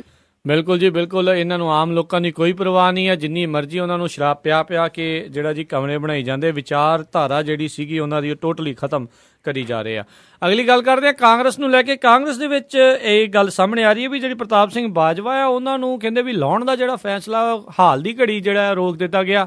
ਕਿਤੇ ਇਹਦੇ ਪਿੱਛੇ ਇਹ ਕਾਰਨ ਤਾਂ ਨਹੀਂ ਵੀ ਜਿਹੜੇ ਉਹ ਨੇ ਰਾਹੁਲ ਗਾਂਧੀ, ਕਿਉਂਕਿ ਉਹਨਾਂ ਦੇ ਨੇੜਲੇ ਨੇ ਥੋੜੇ ਤੇ ਉਹ ਇਸ ਟਾਈਮ ਗਾਇਬ ਨੇ, ਉਹ ਵੀ ਇਸ ਦੇ ਉੱਤੇ ਕੋਈ ਫੈਸਲਾ ਲੈ ਰਹੇ? ਸ਼ਾਇਦ ਇਹੀ ਇੱਕ ਕਾਰਨ ਜਿਹੜਾ ਜੀ ਹੋ ਸਕਦਾ। ਫਿਲਹਾਲ ਅਜੇ ਜਿਹੜਾ ਜੀ ਬਦਲਿਆ ਨਹੀਂ ਜਾ ਰਿਹਾ ਪੰਜਾਬ ਪ੍ਰਦੇਸ਼ ਕਾਂਗਰਸ ਕਮੇਟੀ ਦੇ ਪ੍ਰਧਾਨ ਨੂੰ। ਪਿਛਲੇ ਹਫ਼ਤੇ ਪਾਰਟੀ ਦੇ ਵਿੱਚ ਜਿਹੜੀਆਂ ਸਰਗਰਮੀਆਂ ਸੀਗੀਆਂ ਉਹਦੇ ਅਨੁਸਾਰ ਇਹ ਕੁਝ ਲੱਗ ਰਹੀਆਂ ਸੀ ਅਟਕਲਾਂ ਕਿ ਪੰਜਾਬ, ਦਿੱਲੀ ਤੇ ਜੰਮੂ ਕਸ਼ਮੀਰ ਸਾਡੇ 5 ਰਾਜਾਂ ਦੇ ਪ੍ਰਦੇਸ਼ ਪ੍ਰਧਾਨ ਕਿਸੇ ਵੇਲੇ ਵੀ ਬਦਲੇ ਜਾ ਸਕਦੇ ਆ। ਪੰਜਾਬ ਦੇ ਪ੍ਰਧਾਨ ਪ੍ਰਤਾਪ ਸਿੰਘ ਬਾਜਵਾ ਦੀ ਥਾਂ ਦੇ ਉੱਤੇ ਕਿਸੇ ਢੁਕਵੇਂ ਉਮੀਦਵਾਰ ਦੇ ਉੱਤੇ ਮੋਹਰ ਲਾਉਣ ਤੋਂ ਪਹਿਲਾਂ ਪਾਰਟੀ ਪ੍ਰਧਾਨ ਜਿਹੜੇ ਨੇ ਜੀ ਉਹ ਬਾਕੀਆਂ ਦੀ ਜਿਹੜੀ ਸਲਾਹ ਹੈ ਉਹ ਲੈਣਾ ਚਾਹੁੰਦੇ ਨੇ ਜੀ। ਔਰ ਇਹ ਵੀ ਪਤਾ ਲੱਗਿਆ ਜੀ ਕਿ ਸੋਨੀਆ ਗਾਂਧੀ ਦੇ ਵੱਲੋਂ ਕਈ ਹੋਰ ਉਮੀਦਵਾਰਾਂ ਦੇ ਬਾਰੇ ਵੀ ਚਰਚਾ ਜਿਹੜੀ ਹੈ ਜੀ ਉਹ ਕੀਤੀ ਜਾ ਰਹੀ ਹੈ। ਲੀਡਰਸ਼ਿਪ ਦੇ ਵੱਲੋਂ ਪ੍ਰਧਾਨ ਦੇ ਤਬਾਦਲੇ ਦੇ ਪਿੱਛੋਂ ਨਿਕਲਣ ਵਾਲੇ ਜਿਹੜੇ ਸਿੱਟੇ ਨੇ ਉਹਦੇ ਉੱਤੇ ਵੀ ਚਰਚਾ ਜਿਹੜੀ ਜਾ ਰਹੀ ਹੈ, ਕਿਉਂਕਿ ਪੰਜਾਬ ਦੇ ਵਿੱਚ 17 ਦੇ ਦੌਰਾਨ ਵਿਧਾਨ ਸਭਾ ਚੋਣਾਂ ਹੋਣੀਆਂ ਨੇ। ਕੁਝ ਦਾ ਵਿਚਾਰ ਇਹ ਹੈ ਜੀ ਕਿ ਨਵੀਂ ਲੀਡਰਸ਼ਿਪ ਨੂੰ ਆਪਣਾ ਪ੍ਰਭਾਵ ਬਣਾਉਣ 'ਚ ਸਮਾਂ ਲੱਗੂਗਾ। ਪੰਜਾਬ ਦੇ ਵਿੱਚ ਕਾਂਗਰਸ ਅੱਗੇ ਜਿੱਥੇ ਅਕਾਲੀ ਭਾਜਪਾ ਦੀ ਚੁਣੌਤੀ ਆ, ਉੱਥੇ ਆਮ ਆਦਮੀ ਪਾਰਟੀ ਵੀ ਉਹਦੇ ਲਈ ਖਤਰਾ ਜਿਹੜਾ ਜੀ ਉਹ ਬਣੀ ਹੋਈ ਹੈ, ਜਿਹਦੇ ਕਿ 4 ਲੋਕ ਸਭਾ ਦੇ ਵਿੱਚ ਮੈਂਬਰ ਨੇ, ਚਾਰੇ ਦੇ ਚਾਰੇ ਪੰਜਾਬ ਦੇ ਵਿੱਚੋਂ ਨੇ। ਕੈਪਟਨ ਅਮਰਿੰਦਰ ਸਿੰਘ ਹੁਰੀ ਜਿਹੜੇ ਨੇ ਉਹ ਸੂਬਾ ਪ੍ਰਧਾਨ ਨੂੰ ਬਦਲਣ ਦੇ ਵਾਸਤੇ ਜ਼ੋਰ ਜਿਹੜਾ ਲਗਾਤਾਰ ਲਾ ਰਹੇ ਨੇ। ਇਹ ਵੀ ਪਤਾ ਲੱਗਾ ਕਿ ਪਿਛਲੇ 64 ਦਿਨਾਂ ਦੇ ਵਿੱਚ ਉਹ 3 ਮੀਟਿੰਗ ਜਿਹੜੀਆਂ ਨੇ ਉਹ ਸੋਨੀਆ ਗਾਂਧੀ ਦੇ ਨਾਲ ਕਰ ਚੁੱਕੇ ਨੇ। ਹਾਲਾਂਕਿ ਉਹ ਪਾਰਲੀਮੈਂਟ ਦੇ ਵਿੱਚੋਂ ਤਾਂ ਗਾਇਬ ਨੇ, ਪਾਰਲੀਮੈਂਟ ਨੀਤੀ ਦੇ ਉਹ ਸਾਰਾ ਜ਼ੋਰ ਜਿਹੜਾ ਜੀ ਉਹ ਪ੍ਰਧਾਨਗੀ ਬਦਲਣ ਦੇ ਉੱਤੇ ਲਗਾ ਰਹੇ ਨੇ। ਸ਼ਾਇਦ ਅਜੇ ਰਾਹੁਲ ਗਾਂਧੀ ਦੀ ਜਿਹੜੀ ਉਡੀਕ ਹੈ ਉਹ ਕੀਤੀ ਜਾ ਰਹੀ ਹੈ। ਪਹਿਲਾਂ ਵੀ ਗੱਲਾਂ ਚੱਲੀਆਂ ਸਨ ਕਿ ਕਿਸੇ ਪ੍ਰਵਾਨਿਤ ਨੇਤਾ ਨੂੰ ਪ੍ਰਧਾਨ ਬਣਾ ਕੇ ਕੈਪਟਨ ਅਮਰਿੰਦਰ ਸਿੰਘ ਹੋਰਾਂ ਨੂੰ ਜਿਹੜੀ ਹੈ ਜੀ ਉਹ ਕਮਾਨ ਦਿੱਤੀ ਸਕਦੀ ਹੈ ਪ੍ਰਚਾਰ ਕਮੇਟੀ ਦੀ। ਸ਼ਾਇਦ ਕੈਪਟਨ ਅਮਰਿੰਦਰ ਸਿੰਘ ਹੋਰੀ ਇਹੋ ਜਿਹਾ ਰਿਸਕ ਨਹੀਂ ਲੈਣਾ ਚਾਹੁੰਦੇ ਕਿ ਕਿਸੇ ਹੋਰ ਨੂੰ ਪ੍ਰਧਾਨਗੀ ਮਿਲੇ ਤੇ ਕੱਲ ਨੂੰ ਉਹ ਨਾ ਹੋਵੇ ਇੱਥੇ ਉਹ ਜੀਤਨ ਲਾ ਮਾਂਝੀ ਵਾਲੀ ਗੱਲ ਹੋ ਜਾਏ ਕਿ ਉਹ ਕਹੇ ਮੈਂ ਹੁਣ ਪ੍ਰਧਾਨਗੀ ਨਹੀਂ ਛੱਡਦਾ। ਸੋ ਇਸ ਕਰਕੇ ਕਈ ਜਿਹੜੀਆਂ ਚੀਜ਼ਾਂ ਨੇ ਜੀ ਉਹਨਾਂ ਦੇ ਉੱਤੇ ਅੰਦਰ ਖਾਤੇ ਜਿਹੜੀ ਕਾਂਗਰਸ ਆ ਜੀ ਉਹ ਇੱਕ ਦੂਜੇ ਦੀਆਂ ਜੜ੍ਹਾਂ ਜਿਹੜੀਆਂ ਉਹ ਵੱਢੀ ਜਾ ਰਹੀ। ਇਹ ਵੀ ਪਤਾ ਲੱਗਾ ਜੀ ਕਿ 2-3 ਹੋਰ ਜਿਹੜੇ ਨੇਤਾ ਨੇ ਉਹ ਦਿੱਲੀ ਦੇ ਵਿੱਚ ਬਹਿ ਕੇ ਆਪੋ ਆਪਣੀ ਜ਼ੋਰ ਅਜ਼ਮਾਇਸ਼ ਕਰ ਰਹੇ ਨੇ ਜੀ ਕਿ ਵੀ ਉਹਨਾਂ ਦੇ ਦਿਮਾਗ ਦੇ ਵਿੱਚ ਇਹ ਹੈ ਕਿ ਜੇ ਹੋਰ ਕਿਸੇ ਦਾ ਨਹੀਂ ਹੋ ਸਕਦਾ ਸਾਡਾ ਹੀ ਡਰ ਲੱਗ ਜੇ। ਜੀ ਜੀ ਜੀ ਜੀ। ਅਤੇ ਅਗਲੀ ਗੱਲ ਕਰਦੇ ਹਾਂ CBI FBI, ਇਸ ਦੇ ਆਧਾਰ ਦੇ ਉੱਤੇ ਇੱਕ PBI ਨਵੀਂ ਚੀਜ਼ ਆ ਰਹੀ ਆ, ਪੰਜਾਬ ਬਿਊਰੋ ਆਫ ਇਨਵੈਸਟੀਗੇਸ਼ਨ। ਜੀ ਪੰਜਾਬ ਪੁਲਿਸ ਦੇ ਵਿੱਚ ਜਿਹੜੀ ਪੜਤਾਲੀਆ ਪ੍ਰਕਿਰਿਆ ਹੈ ਇਹਨੂੰ ਕਾਨੂੰਨ ਵਿਵਸਥਾ ਤੋਂ ਵੱਖਰਾ ਕਰਕੇ ਨਵਾਂ ਬਿਊਰੋ ਆਫ ਇਨਵੈਸਟੀਗੇਸ਼ਨ ਜਿਹੜਾ ਜੀ BOI ਜਿਹੜੀ ਆ ਉਹ ਬਣਾ ਦਿੱਤੀ ਗਈ ਹੈ। ADGP ਜਿਹੜੇ ਕ੍ਰਿਮੀਨਲ ਨੇ VK ਭਾਵਰਾ, ਇਹਨੂੰ ਵਿੰਗ ਦੇ ਪਹਿਲੇ ਡਾਇਰੈਕਟਰ ਇਹਨਾਂ ਨੂੰ ਨਿਯੁਕਤ ਕੀਤਾ ਗਿਆ ਔਰ ਐਡੀਸ਼ਨਲ ਡਾਇਰੈਕਟਰ ਜਨਰਲ ਪੁਲਿਸ ਜਿਹੜੇ ਨੇ ਉਹਦੇ ਅਹੁਦੇ ਨੂੰ ਖਤਮ ਕਰ ਦਿੱਤਾ ਗਿਆ। BOI ਦੇ ਵਾਸਤੇ ਵੱਖਰੇ ਤੌਰ ਦੇ ਉੱਤੇ ਕੋਈ 8,500 ਪੁਲਿਸ ਅਧਿਕਾਰੀ ਤੇ ਮੁਲਾਜ਼ਮ ਜਿਹੜੇ ਉਹ ਤਾਇਨਾਤ ਕੀਤੇ ਗਏ ਨੇ। ਵਿੰਗ ਨੂੰ ਨਵਾਂ ਰੂਪ ਦੇਣ ਦੇ ਵਾਸਤੇ 8 ਕਰੋੜ ਰੁਪਏ ਖਰਚੇ ਜਾਣਗੇ। ਇਨਵੈਸਟੀਗੇਸ਼ਨ ਆਫਿਸਰਸ ਕਿਟਸ ਵਗੈਰਾ ਜਿਹੜੀਆਂ ਉਹ ਖਰੀਦੀਆਂ ਜਾਣਗੀਆਂ। ਥਾਣਿਆਂ ਦੀ ਨੁਹਾਰ ਬਦਲਣ ਦੇ ਨਾਲ ਮਹਿਲਾ ਸਟਾਫ ਦੇ ਵਾਸਤੇ ਵੱਖਰੇ ਜਿਹੜੇ ਵਾਸ਼ਰੂਮਸ ਨੇ ਉਹ ਬਣਾਉਣ ਦੀ ਵੀ ਜਿਹੜੀ ਹੈ ਜੀ ਉਹ ਤਜਵੀਜ਼ ਹੈ। ਨਵਾਂ ਜਿਹੜਾ BIO ਵਿੰਗ ਹੈ ਇਹਦੇ ਵਾਸਤੇ mobile forensic evidence collection unit ਜਿਹੜਾ ਜੀ ਔਰ ਖੇਤਰੀ ਫੋਰੈਂਸਿਕ ਸਾਇੰਸ ਲੈਬੋਰਟਰੀ ਜਿਹੜੀ ਹੈ ਜੀ ਔਰ ਮਾਈਡਰੋਨ ਸਾਈਬਰ ਕ੍ਰਾਈਮ ਯੂਨਿਟ ਜਿਹੜੇ ਨੇ ਇਹ ਸਥਾਪਿਤ ਉਹ ਕੀਤੇ ਗਏ ਨੇ ਜੀ। ਦੇਖੋ ਪ੍ਰੋਬਲਮ ਇਹ ਹੈ ਕਿ ਨਾਮ ਬਦਲ ਦੇਣ ਦੇ ਨਾਲ ਜਿਹੜਾ ਜੀ ਕੀ ਜਿਹੜੀ ਅਮਨ ਕਾਨੂੰਨ ਦੀ ਸਥਿਤੀ ਹੈ ਉਹ ਕਾਬੂ ਦੇ ਵਿੱਚ ਆ ਜਾਊਗੀ, ਇਹ ਆਪਣੇ ਆਪ ਦੇ ਵਿੱਚ ਜਿਹੜਾ ਜੀ ਸਵਾਲ ਹੈ। ਦੇਖਿਆ ਜਾਵੇ ਤਾਂ ਜਦੋਂ ਸੁੱਖਾ ਕਾਹਲਵਾਂ ਦਾ ਕਤਲ ਹੋਇਆ ਜੀ ਉਦੋਂ ਬਾਅਦ ਜਿਹੜੀਆਂ ਨਵੀਆਂ ਚੀਜ਼ਾਂ ਸਾਹਮਣੇ ਆਉਣੀਆਂ ਸ਼ੁਰੂ ਹੋਈਆਂ ਨੇ। ਹਾਲਾਂਕਿ ਫਰੀਦਕੋਟ ਦੇ ਵਿੱਚ ਨਿਸ਼ਾਨ ਤੇ ਅੰਮ੍ਰਿਤਸਰ ਦੇ ਵਿੱਚ ਜਿਹੜਾ ਰਾਣਾ ਸੀ, ਪਤਾ ਤਾਂ ਉਦੋਂ ਦਾ ਹੀ ਸਾਰਿਆਂ ਨੂੰ ਹੈ ਕਿ ਕਿੰਨੇ ਗੈਂਗ ਜਿਹੜੇ ਨੇ ਇੱਥੇ ਪੰਜਾਬ ਦੇ ਵਿੱਚ ਕੰਮ ਕਰਦੇ ਨੇ। 6 ਦੇ ਕਰੀਬ ਜਿਹੜੇ ਗੈਂਗਸਟਰ ਨੇ ਹੁਣ ਤੱਕ ਫੜੇ ਜਾ ਚੁੱਕੇ ਨੇ, 6 ਅਜੇ ਕਾਬੂ ਤੋਂ ਬਾਹਰ ਨੇ ਜਿਹੜਾ ਸੁੱਖਾ ਕਾਹਲਵਾਂ ਕਤਲ ਕੇਸ ਦੇ ਵਿੱਚ ਲੋੜੀਂਦੇ ਨੇ ਜੀ। ਜੇ ਇੰਨੇ ਗੈਂਗਸਟਰ ਇੱਥੇ ਪੰਜਾਬ ਦੇ ਵਿੱਚ ਕੰਮ ਕਰ ਰਹੇ ਨੇ ਤਾਂ ਉਹਨਾਂ ਨੂੰ ਕਾਬੂ ਕਰਨ ਦੇ ਵਾਸਤੇ ਗੈਂਗਸਟਰ ਨੂੰ ਕੀ ਕੀਤਾ ਜਾ ਰਿਹਾ ਜਾਂ ਇਹ ਕੌਣ ਨੇ, ਇਹਦੇ ਬਾਰੇ ਕੁਝ ਨਹੀਂ ਕੀਤਾ ਗਿਆ। ਦੂਜੀ ਜਿਹੜੀ ਗੰਭੀਰ ਸਮੱਸਿਆ ਪੰਜਾਬ ਦੇ ਵਿੱਚ ਖੜੀ ਹੈ ਜੀ ਉਹ ਹੈ ਇੱਥੇ ਐਕਸੀਡੈਂਟਾਂ ਦੀ ਜਿਹੜੀ ਭਰਮਾਰ, ਰੋਜ਼ 15 ਬੰਦੇ ਜਿਹੜੇ ਪੰਜਾਬ ਦੀਆਂ ਸੜਕਾਂ ਦੇ ਉੱਤੇ ਮਰ ਰਹੇ ਨੇ। ਆਈ ਥਿੰਕ ਇਸ ਤਰ੍ਹਾਂ ਦੀ ਜਿਹੜੀ ਬਿਊਰੋ ਆਫ ਇਨਵੈਸਟੀਗੇਸ਼ਨ ਹੈ ਉਹ ਲਾਉਣ ਦੀ ਜਗ੍ਹਾ ਦੇ ਉੱਤੇ ਪੰਜਾਬ ਦੇ ਵਿੱਚ ਹਾਈਵੇ ਦੀ ਜਿਹੜੀ ਪੁਲਿਸ ਹੈ ਉਹ ਵੱਖਰੇ ਤੌਰ ਦੇ ਉੱਤੇ ਸਥਾਪਿਤ ਜਿਹੜੀ ਕਰਨੀ ਚਾਹੀਦੀ ਹੈ। ਜਿਹੜੇ ਵਹੀਕਲ ਇੱਥੇ ਲੋੜ ਤੋਂ ਵੱਧ ਭਜਾਉਂਦੇ ਨੇ ਉਹਨਾਂ ਨੂੰ ਕਾਬੂ ਕਰਕੇ ਉਹਨਾਂ ਦੇ ਚਲਾਨ ਜਿਹੜੇ ਨੇ ਕੀਤੇ ਜਾਣ। ਜਿਹੜੇ ਸਪੀਡ ਗਵਰਨਰ ਨੇ ਉਹ ਬੱਸਾਂ ਦੇ ਵਿੱਚ ਜਿਹੜੇ ਉਹ ਲਾਏ ਜਾਣ। ਨਹੀਂ ਤਾਂ 15 ਲੋਕ ਕੋਈ ਛੋਟੇ ਮੋਟੇ ਨਹੀਂ ਹੁੰਦੇ ਜੀ, ਜਿੰਨੀ ਵੱਡੀ ਗਿਣਤੀ ਆ ਰੋਜ਼ ਦੇ ਜਿਹੜੇ ਮਰਨੇ। ਔਰ ਇਹ ਅੰਕੜੇ ਜਿਹੜੇ ਨੇ ਦਿਲ ਕੰਬਾਊ ਨੇ। ਕਿਸੇ ਵੀ ਪਾਰਟੀ ਦੇ ਏਜੰਡੇ ਦੇ ਉੱਤੇ ਇਹ ਚੀਜ਼ਾਂ ਹੈ ਹੀ ਨਹੀਂ ਜੀ। ਜੀ ਬਿਲਕੁਲ ਬਿਲਕੁਲ। ਤੇ ਬਿਲਕੁਲ ਜਿੱਦਾਂ ਆਪਾਂ ਪਹਿਲਾਂ ਵੀ ਕਹਿ ਚੁੱਕੇ ਹਾਂ ਵੀ ਲੋਕਾਂ ਦੇ ਬਾਰੇ ਇਹਨਾਂ ਦਾ ਕੋਈ ਧਿਆਨ ਜਿਹੜਾ ਨਹੀਂ ਹੈਗਾ। ਅਤੇ ਸੁੱਖਾ ਕਾਲਵਾ ਕੇਸ ਦੇ ਵਿੱਚ ਇਹ ਵੀ ਖਬਰ ਆ ਰਹੀ ਆ ਵੀ ਜਿਹੜੇ ਗੁਰਪ੍ਰੀਤ ਸੇਖੋਂ ਨਾਂ ਦਾ ਬੰਦਾ ਜਿਹੜਾ ਉਸਨੂੰ ਫੜਿਆ ਗਿਆ ਜੀ। ਇਹਨੂੰ ਤਰਨਤਾਰਨ ਤੋਂ ਗ੍ਰਿਫਤਾਰ ਕੀਤਾ ਗਿਆ। ਝਬਾਲ ਰੋਡ ਦੇ ਉੱਤੇ ਸੀਗਾ। ਐਕਚੁਅਲੀ ਪਹਿਲਾਂ ਇਹ 2-3 ਵਾਰੀ ਝਕਾਣੀ ਦੇ ਕੇ ਜਿਹੜਾ ਜੀ ਉਹ ਨਿਕਲ ਗਿਆ ਪੁਲਿਸ ਨੂੰ। ਪੁਲਿਸ ਨੇ ਕੁਝ ਥਾਵਾਂ ਦੇ ਉੱਤੇ ਛਾਪੇਮਾਰੀ ਜਿਹੜੀ ਉਹ ਕੀਤੀ ਸੀਗੀ, ਉੱਥੋਂ ਇਹ ਨਿਕਲ ਜਾਂਦਾ ਰਿਹਾ। ਪਰ ਅਖੀਰ ਜਿਹੜਾ ਜੀ ਇਹਨੂੰ ਫਰੀਦਕੋਟ ਦੀ ਜਿਹੜੀ ਪੁਲਿਸ ਹੈ ਉਹਨੇ ਤਰਨਤਾਰਨ ਦੇ ਵਿੱਚੋਂ ਜਿਹੜਾ ਜੀ ਉਹ ਗ੍ਰਿਫਤਾਰ ਕੀਤਾ। ਇਹ ਕਿਹਾ ਜਾ ਰਿਹਾ ਜੀ ਕਿ ਤਕਰੀਬਨ ਜਿਵੇਂ ਮੈਂ ਤੁਹਾਨੂੰ ਦੱਸਿਆ ਕਿ ਅੱਧੀ ਦਰਜਨ ਦੇ ਕਰੀਬ ਜਿਹੜੇ ਜੇ ਉਹ ਗੈਂਗਸਟਰ ਫੜੇ ਗਏ ਨੇ। ਅਜੇ ਅੱਧੀ ਦਰਜਨ ਦੇ ਕਰੀਬ ਜਿਹੜੇ ਨੇ ਜੀ ਉਹ ਪੁਲਿਸ ਤੋਂ ਪਰੇ ਨੇ ਜੀ, ਭਾਵ ਕਿ ਉਹ ਅਜੇ ਤੱਕ ਕਾਬੂ ਨਹੀਂ ਆਏ। ਜੀ। ਅਤੇ ਅਗਲੀ ਆਪਾਂ ਗੱਲ ਕਰਦੇ ਹਾਂ ਵੀ ਜਿਹੜੇ ਨਿਰਭਇਆ ਵਾਲਾ ਜਿਹੜਾ ਉੱਥੇ ਕਾਂਡ ਹੋਇਆ ਸੀਗਾ ਦਿੱਲੀ ਦੇ ਵਿੱਚ, ਉਸ ਦੇ ਉੱਤੇ ਇੱਕ ਡਾਕੂਮੈਂਟਰੀ ਜਿਹੜੀ ਆ BBC ਦੇ ਦੁਆਰਾ ਬਣਾਈ ਗਈ ਸੀ, ਜਿਸ ਨੂੰ ਪਹਿਲੋਂ ਇਹ ਕਿਹਾ ਜਾ ਰਿਹਾ ਸੀਗਾ ਵੀ ਉੱਥੇ ਦੇ ਭਾਰਤ ਦੇ ਮੀਡੀਆ ਦੇ ਵਿੱਚ ਉੱਥੇ ਜਿਹੜੀ ਆ ਦਿਖਾਈ ਜਾਵੇਗੀ। ਪਰ ਪਾਰਲੀਮੈਂਟ ਦੇ ਵਿੱਚ ਕਾਫੀ ਜਿਹੜੀ ਆ ਉੱਤੇ ਬਹਿਸ ਹੋਈ, ਪਰ ਉਸ ਤੋਂ ਬਾਅਦ ਦੇ ਵਿੱਚ ਉਸ ਦੇ ਉੱਤੇ ਰੋਕ ਜਿਹੜੀ ਆ ਲਾ ਦਿੱਤੀ ਗਈ ਆ। ਸੋ ਇਹ ਕੀ ਮਾਨਸਿਕਤਾ ਉੱਥੋਂ ਦੀ ਜਿਹੜੀ ਆ ਜ਼ਾਹਿਰ ਕਰ ਰਹੀ ਆ? ਦੇਖੋ 2-3 ਚੀਜ਼ਾਂ ਨੇ ਜੀ ਇਸ ਮਾਮਲੇ ਦੇ ਵਿੱਚ। ਇੱਕ ਤਾਂ ਪਹਿਲੀ ਇਹ ਕਿ ਜਿਹੜਾ ਬਲਾਤਕਾਰੀ ਹੈ ਜਿਹਦੀ ਇਹ ਇੰਟਰਵਿਊ, ਇਹਦੇ ਵਿੱਚ ਇੱਕ ਬ੍ਰਿਟਿਸ਼ ਲੇਡੀ ਜਿਹੜੀ ਜਿਹਨੇ ਡਾਕੂਮੈਂਟਰੀ ਬਣਾਈ ਆ ਉਹਦੀ ਇੰਟਰਵਿਊ ਜਿਹੜੀ ਕੀਤੀ ਆ, ਉਹਦੀ ਮਾਨਸਿਕਤਾ ਜਿਹੜੀ ਹੈ ਜੀ ਉਹ ਸਵਾਲ ਖੜੇ ਕਰਦੀ ਆ ਸੁਸਾਇਟੀ ਦੇ ਵਾਸਤੇ ਬਹੁਤ ਸਾਰੇ। ਉਹਨੂੰ ਫਾਂਸੀ ਦੀ ਸਜ਼ਾ ਜਿਹੜੀ ਹੈ ਜੀ ਹੋਈ ਆ, ਪਰ ਉਹ ਬੰਦੇ ਦੇ ਚਿਹਰੇ ਦੇ ਉੱਤੇ ਕੋਈ ਸ਼ਿਕਨ ਨਹੀਂ ਆ ਕਿ ਉਹਨੂੰ ਕਿਸੇ ਜਗ੍ਹਾ ਦੇ ਉੱਤੇ ਇਹ ਲੱਗਿਆ ਹੋਵੇ ਕਿ ਉਹਨੇ ਗੁਨਾਹ ਜਿਹੜਾ ਜੀ ਇਸ ਤਰ੍ਹਾਂ ਦਾ ਕੀਤਾ ਜਿਹਦੇ ਕਰਕੇ ਉਹਨੂੰ ਸ਼ਰਮਸਾਰ ਹੋਣਾ ਪਵੇ। ਉਹ ਆਰਾਮ ਦੇ ਨਾਲ ਕੈਮਰੇ ਦੇ ਮੂਹਰੇ ਬਹਿ ਕੇ ਇਹ ਗੱਲ ਕਹਿੰਦਾ ਹੈ ਕਿ ਜਿਹੜੀਆਂ ਕੁੜੀਆਂ ਨੇ ਉਹ ਜੇ ਹਨੇਰੇ ਪਏ ਬਾਹਰ ਨਿਕਲਣਗੀਆਂ ਘਰੋਂ ਤੇ ਫਿਰ ਰੇਪ ਹੀ ਹੋਣਗੇ। ਉਹ ਕੁੜੀਆਂ ਦੇ ਪਹਿਰਾਵੇ ਦੇ ਉੱਤੇ ਵੀ ਜਿਹੜੇ ਆ ਉਹ ਕਿੰਤੂ ਪਰੰਤੂ ਕਰਦਾ। ਔਰ ਇਹ ਡਾਕੂਮੈਂਟਰੀ ਜਿਹੜੀ ਆ ਜੀ ਉਹਦੇ ਕਲਿੱਪ ਜਦੋਂ ਸਾਹਮਣੇ ਆਏ ਨੇ ਉਭਾਰਿਆ ਵੀ ਇਸੇ ਚੀਜ਼ ਨੂੰ ਹੀ ਗਿਆ। ਜਿਹੜਾ ਕਿ ਮਾਨਸਿਕਤਾ ਇਹਨਾਂ ਲੋਕਾਂ ਦੀ ਜਿਹੜੀ ਆ ਜੀ ਸਾਹਮਣੇ ਆਉਂਦੀ। ਦੂਸਰਾ ਪੁਆਇੰਟ ਇਹਦੇ ਵਿੱਚ ਇਹ ਆ ਕਿ ਕਿਵੇਂ ਇੱਕ ਜਿਹੜਾ ਫਾਂਸੀ ਯਾਫਤਾ ਬੰਦਾ ਜਿਹਨੂੰ ਫਾਂਸੀ ਦੀ ਸਜ਼ਾ ਹੋਈ ਹੈ ਉਹਦੀ ਇੰਟਰਵਿਊ ਕਰਨ ਦੀ ਜਿਹੜੀ ਇਜਾਜ਼ਤ ਆ ਇਹਨਾਂ ਨੇ ਲੈ ਕਿਵੇਂ ਲਈ ਜੀ, ਔਰ ਜੇਲ੍ਹ ਦੇ ਵਿੱਚ ਇਹਦੀ ਸ਼ੂਟ ਕਿਵੇਂ ਹੋ ਗਈ।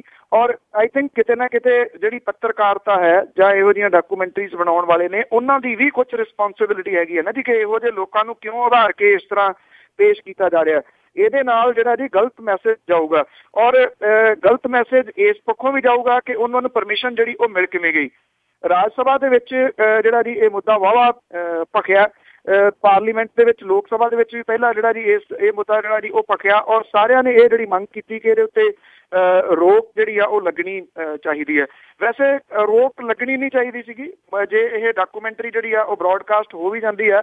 ਸਗੋਂ ਜਿਹੜੇ ਲੋਕ ਨੇ ਉਹ ਦੇਖਣ ਕਿ ਇਹ ਜਿਹੜੀ ਮਾਨਸਿਕਤਾ ਹੈ ਇਹਨਾਂ ਰੇਪਿਸਟਾਂ ਦੀ, ਉਹਨੂੰ ਬਦਲਣ ਦੇ ਵਾਸਤੇ ਸੁਸਾਇਟੀ ਨੂੰ ਨਵੇਂ ਸਿਰੇ ਤੋਂ ਸੋਚਣ ਦੀ ਜ਼ਰੂਰਤ ਹੈ। ਇਹ ਗੱਲ ਠੀਕ ਹੈ ਕਿ ਕਾਨੂੰਨ ਜਿਹੜਾ ਉਹ ਲਚਕੀਲਾ, ਚੋਰ ਮੋਰੀਆਂ ਨੇ ਜਿਹੜੀਆਂ ਕਾਨੂੰਨ ਵਾਲੀਆਂ, ਉਹਦਾ ਜਿਹੜਾ ਜੀ ਫਾਇਦਾ ਲੈ ਕੇ ਇਹ ਲੋਕ ਜਿਹੜੇ ਨੇ ਅੱਜ ਵੀ ਜਿਉਂਦੇ ਨੇ। ਇਹ ਫਾਸਟ ਟਰੈਕ ਅਦਾਲਤਾਂ ਦੇ ਵਿੱਚ ਹੋਣਾ ਚਾਹੀਦਾ ਸੀ। ਜੇ ਦਿੱਲੀ ਦੀ ਫਾਸਟ ਟਰੈਕ ਅਦਾਲਤ ਨੇ ਇਹਦਾ ਫੈਸਲਾ ਤੁਰੰਤ ਕੀਤਾ ਤਾਂ ਫਿਰ ਹਾਈ ਕੋਰਟ, ਸੁਪਰੀਮ ਕੋਰਟ ਦੇ ਵਿੱਚ ਜਿਹੜੀਆਂ ਫਾਸਟ ਟਰੈਕ ਅਦਾਲਤਾਂ ਜਿਹੜੀਆਂ ਨੇ ਉਹਦੇ ਵਿੱਚ ਕਰਕੇ ਇਹਨਾਂ ਦਾ ਫੈਸਲਾ ਕਿਉਂ ਨਹੀਂ ਕਰ ਦਿੱਤਾ ਗਿਆ ਜੀ, ਕਿ ਇਹਨਾਂ ਨੂੰ ਪਾਸੇ ਲਾਉਣਾ ਜਾਂ ਫਿਰ ਜਿਹੜਾ ਜੀ ਅਜੇ ਇਹਨਾਂ ਨੂੰ ਰੱਖੀ ਛੱਡਣਾ ਤਾਂ ਕਿ ਇਹੋ ਜਿਹੀਆਂ ਡਾਕੂਮੈਂਟਰੀਜ਼ ਜਿਹੜੀਆਂ ਨੇ ਉਹਦੇ ਵਿੱਚ ਉਹ ਆਪਣੀ ਜਿਹੜੀ ਇਹ ਬਿਮਾਰ ਮਾਨਸਿਕਤਾ ਹੈ ਉਹ ਹੋਰ ਤੋਂ ਹੋਰ ਜਿਹੜੀ ਉਹ ਦਿਖਾਈ ਜਾਂਦੀ। ਇਹ 2-3 ਸਵਾਲ ਨੇ ਜੀ ਜਿਹੜੇ ਲੋਕਾਂ ਦੇ ਸਾਹਮਣੇ ਵੀ ਖੜੇ ਨੇ ਤੇ ਜਿਹੜਾ ਭਾਰਤੀ ਕਾਨੂੰਨ ਪ੍ਰਣਾਲੀ ਹੈ ਉਹਦੇ ਸਾਹਮਣੇ ਵੀ ਖੜੇ ਨੇ ਤੇ ਭਾਰਤੀ ਜਿਹੜਾ ਸਿਸਟਮ ਹੈ ਉਹਦੇ ਸਾਹਮਣੇ ਵੀ ਖੜੇ ਨੇ ਜੀ ਕਿ ਕਿਵੇਂ ਇਹ ਸਾਰਾ ਕੁਝ ਹੋ ਗਿਆ।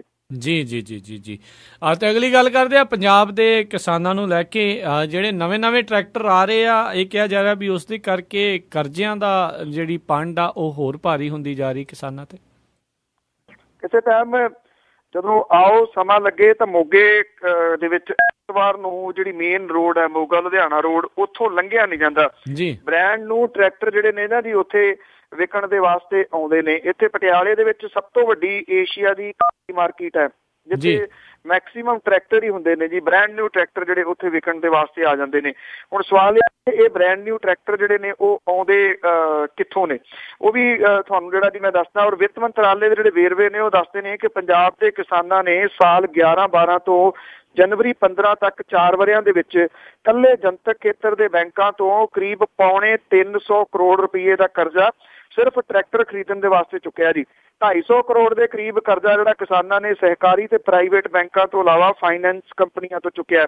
ਪੰਜਾਬ ਦੇ ਵਿੱਚ ਟਰੈਕਟਰ ਜਿਹੜਾ ਜੀ ਇਸ ਵੇਲੇ ਕੋਈ ਜਿਹੜਾ ਜੀ ਟੋਟਲ ਜਿਹੜੇ ਟਰੈਕਟਰ ਨੇ 4,88,000 ਨੇ ਜੀ।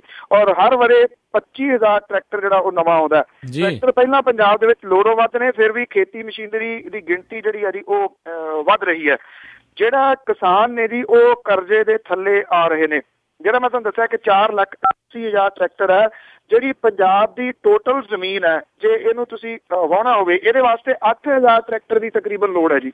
ਜਿਹੜਾ ਸਹੀ ਅੰਕੜਾ ਜਿਹੜੇ ਦੱਸਦੇ ਨੇ ਖੇਤੀ ਮਾਹਰ 4,88,000 ਹੈ।